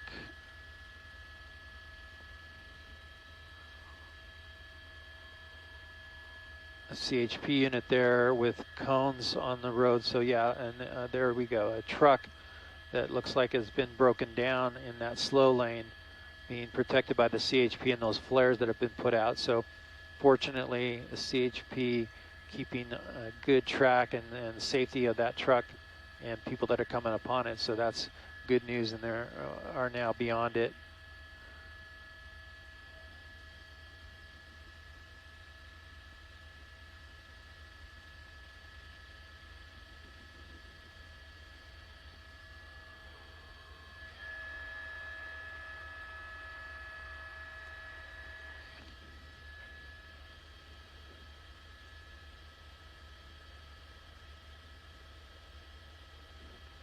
Once again, thank you for joining us on this extremely long pursuit. Thank you for joining us on NBCLA. This is Gil Davis in News Chopper 4 Bravo. This pursuit started a little after 7 o'clock tonight and is still going. Unbelievable the amount of distance this car has traveled at a slow rate of speed, tying up traffic on different freeways in LA and now out here in Ontario. We are finding ourselves the eastbound 10 freeway at Mount Baldy, and the car down to its rims, and one good tire left on the other side, the passenger side. We watched the last of the 3 remaining treads come off and actually roll past the car just a few minutes ago. The driver refusing to stop and pull over. He stopped many times, but just continues to go. The LAPD staying in this, and will stay in it until this car runs out of gas, or the driver decides to give it up and end the pursuit. But right now, LAPD not trying to do a pit maneuver because the driver is wanted for being armed and dangerous and possibly involved in a shooting out of the LAPD Newton Division.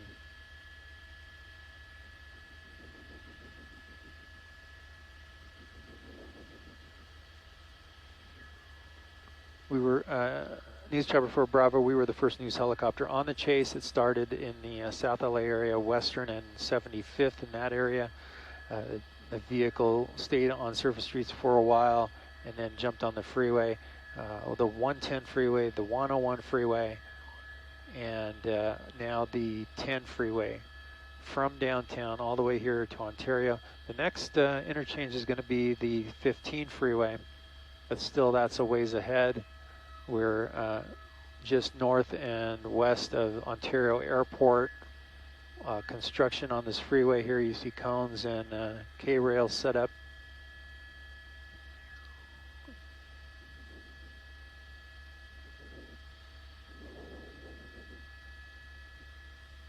At one point, the LAPD was in communication with family members of the driver. We were hearing that they were in communication with the mother at one point and the sister of the driver. But it's unknown if the LAPD has been in communication with the driver himself. We do know he has a cell phone. We do see it from time to time active in his hand. Wow, look at that. The driver coming really close to the shoulder there, and maybe thinking about getting over further, but we'll see. Again, control is the issue with this car. And we're going to see speeds here. Actually, he's broken the 30-mile-an-hour range there, and now back again, slowing down. So in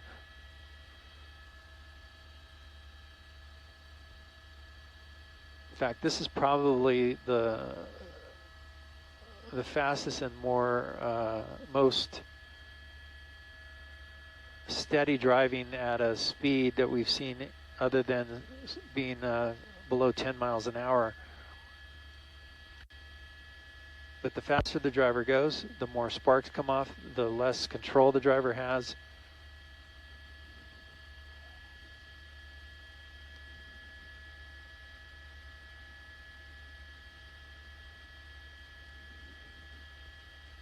Slowing down considerably there. More Caltrans workers here out doing their jobs, and here comes a pursuit their way.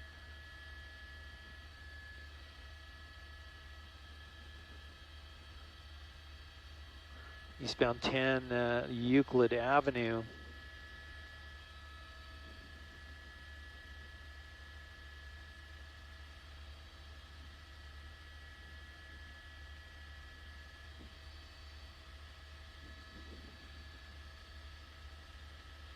Caltrans worker there in the front of that truck, just kind of watching the chase go by. Here's the LAPD. It looks like they're down to about 2 or 3 lanes.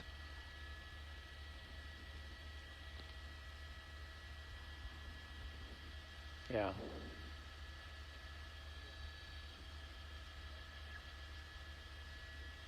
Thank you. As the car travels through Ontario, we're hearing now that the Ontario PD is going to assist as much as they can with closing the on-ramps to the freeway to keep cars out, keep cars from getting ahead of the pursuit and then slowing down and waiting for the pursuit to pass them. They're going to shut down those on-ramps as this pursuit comes through their city, so that's a big help for the LAPD in this pursuit. The airship overhead lighting up the chase.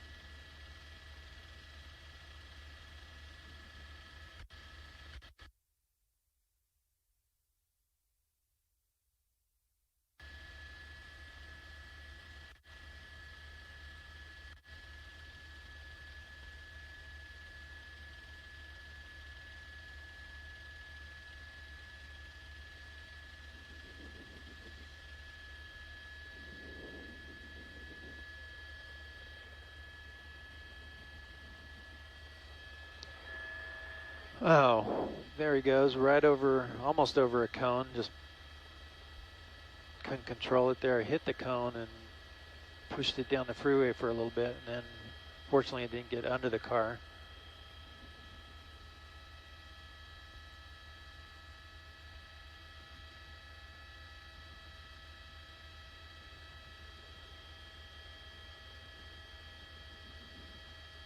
Those cones laid out, shutting down the majority of the lanes here on the 10 freeway. Only 2 lanes open through this construction zone.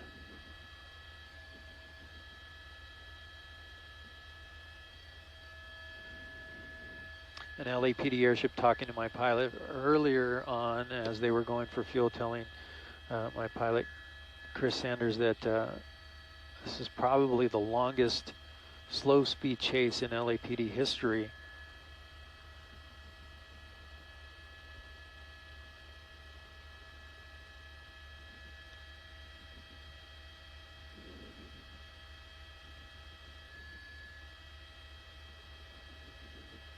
Let's double in here and look at those rims.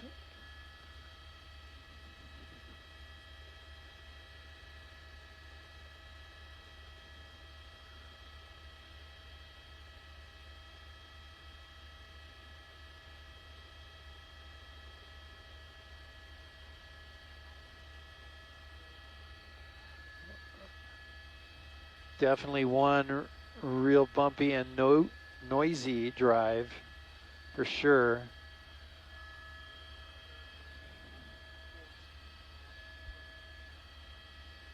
Gotcha. It's got to be really loud inside that car, especially when he accelerates.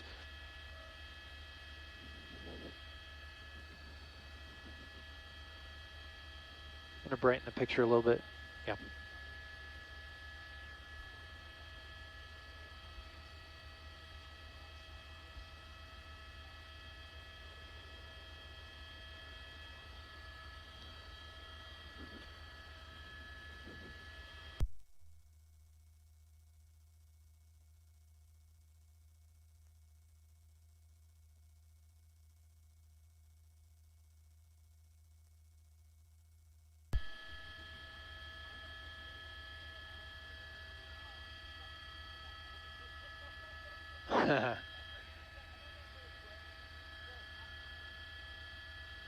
Yeah, you know what? You might be right. It's hard to tell. Look at that. Do you think so?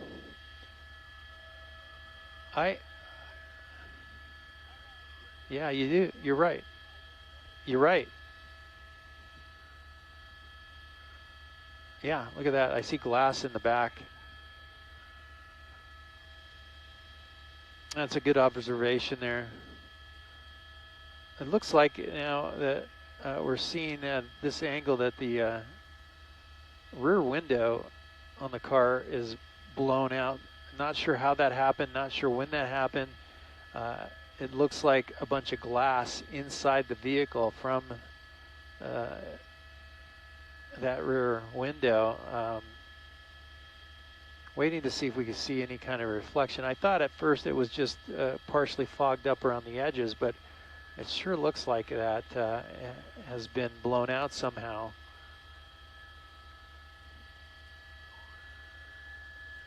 But you see that reflection looks like a bunch of diamonds back there, which tells me that, yeah, that window's gone.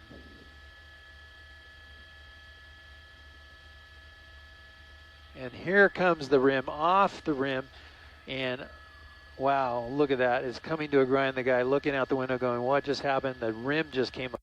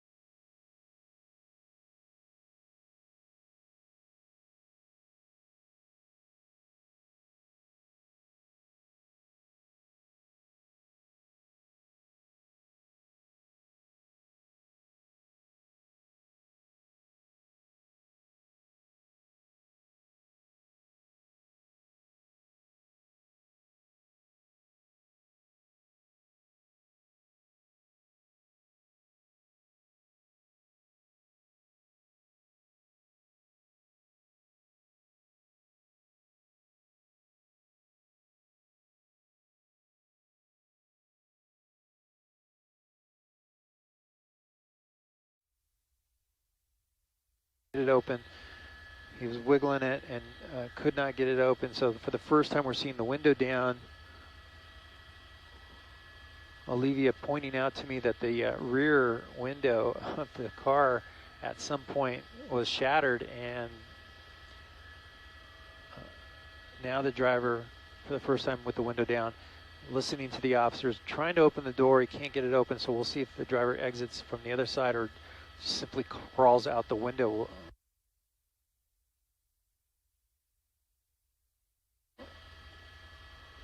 We'll wait and see, but all it took was that rim to come off, and that would do it on the momentum of the car.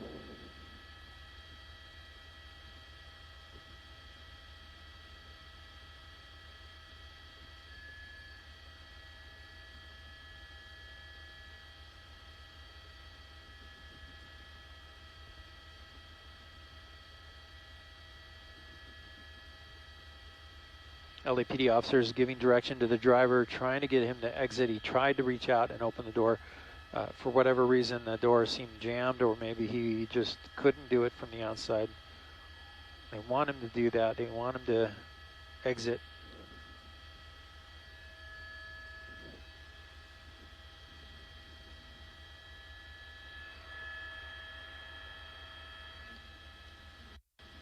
There he goes. He got the door open, and then it closed. Had it open for a second, and then it closed. So it's not that the door is jammed. It just, maybe the driver's just playing games here. Popped it open for a brief second, and then it came closed.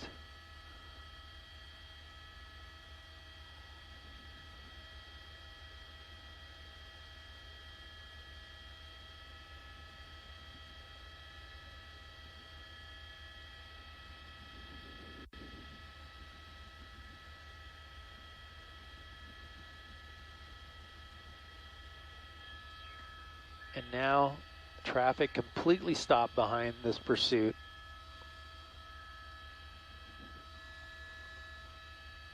At least for 2, maybe 3 miles back. Here comes the door open finally. The driver keeping the door open is going to exit.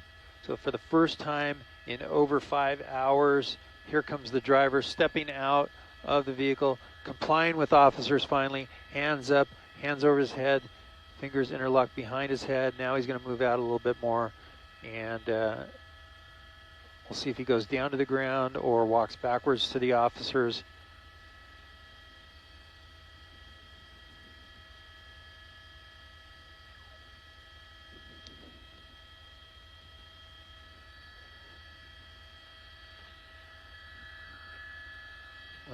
LAPD will get the driver in custody, in handcuffs, and then clear the vehicle to make sure no one else is in the car. We have not seen any kind of movement inside the vehicle throughout the pursuit, so we believe it's just the driver.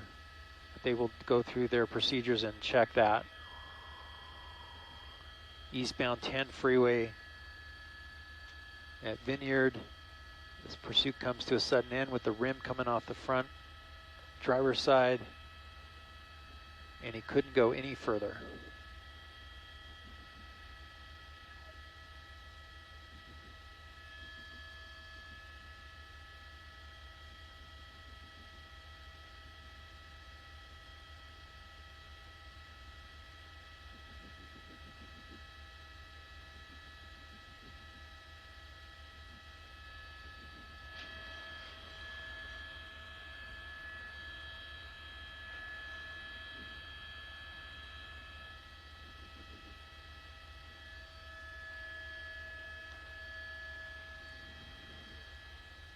Okay.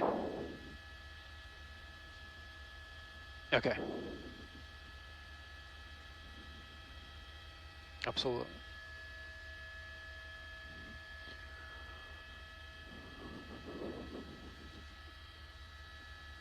So depending on the agency, what we'd see at this point is the driver walking back towards the officers or laying down with his arms and legs spread on the freeway, and then they would make the approach. And so far the driver is either not understanding or not willing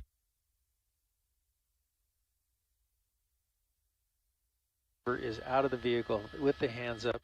That is great progress so far in this, and hopefully within the next minute or two, the LAPD will have the driver finally in custody. They'll be able to clear the vehicle off the freeway and give those drivers behind this pursuit some relief once and for all. The driver there putting his hands down, the officers don't want to see that happen.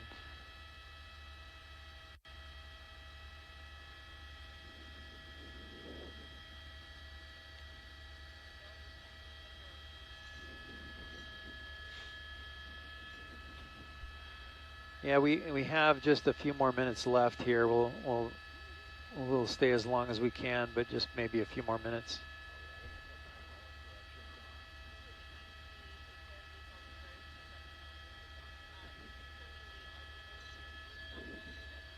We're by ourselves, right, Chris? Thank you. Yes, we are. Only news helicopter right now.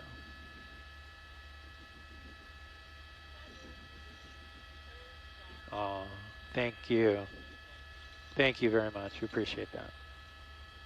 And we want to thank everybody for watching this pursuit and sticking with it to the bitter end here. Over 5 hours long, slow speed all the way out here to Ontario. Several freeways, slow speeds. We've seen quite a bit in this chase.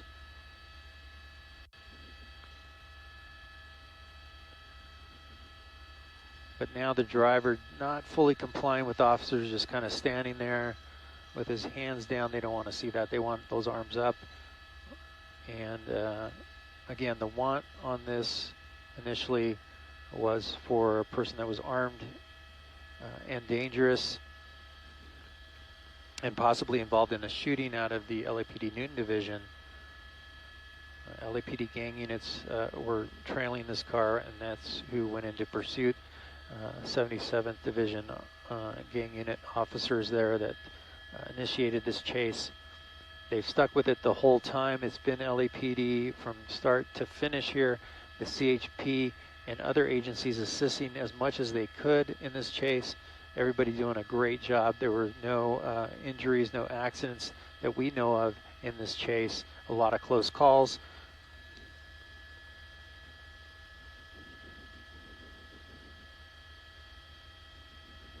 But now we find ourselves here eastbound 10 freeway at Vineyard as the car finally had enough, released that rim, and that was it for the car moving. Now it's just a matter of the officers being safe and being able to approach the driver and taking that driver in custody without an incident.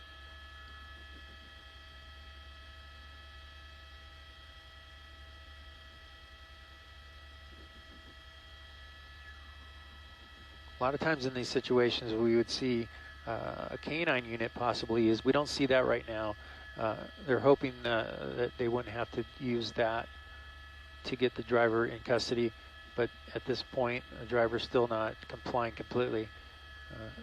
They likely would like to see this driver walk backwards or lay down, and that would be that. Here he goes with the hands up. That's promising, and they go back down.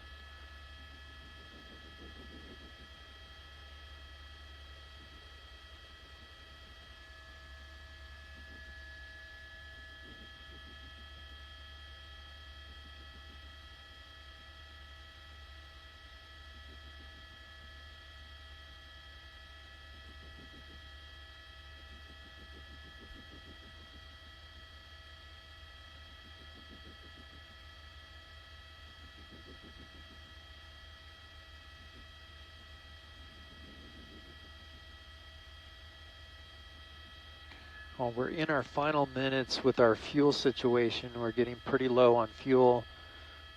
We're hoping to see the pursuit completely end here with the driver in custody. In a few minutes here, we're going to have to be pulling off. That's the LAPD airship circling around with the night sunlight. We'll see if they put a team together, that the officers that might move on the driver there and take him into custody. But so far, they're playing it by the book, keeping it safe for the officers, because again, this possession of a weapon and and possibly involved in a shooting. One thing to note here as I zoom in, that back window was blown out at some point during the chase. We're not sure how that happened. We're going to have to follow up and find out how that happened during the chase.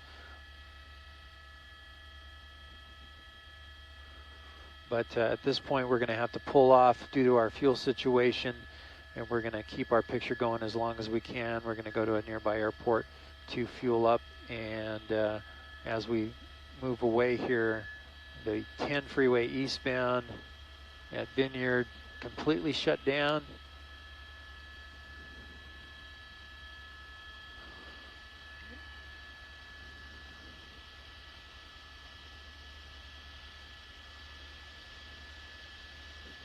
And we'll keep our shot going as long as we can to see if there's any positive action here with the driver.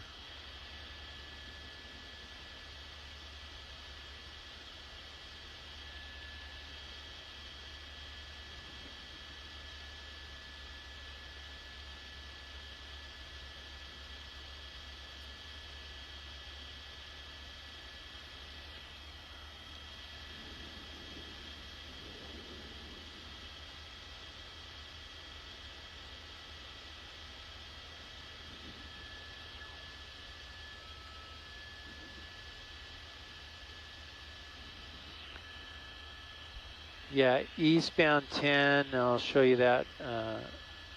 We kind of pulled away from the freeway, but all those red lights, those are cars that are completely stopped.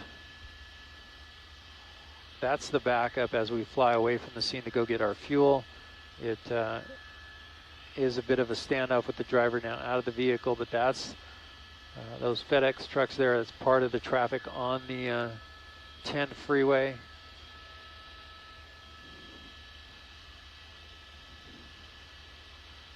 The backup stretching for about 2 miles behind the chase.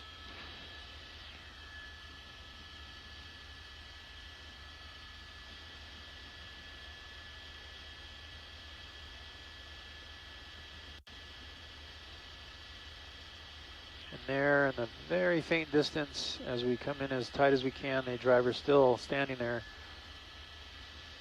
We're going to sign off for now. This is Gil Levis in News Chopper 4 Bravo. Thanking you once again for joining us for this extended coverage of this hours-long chase.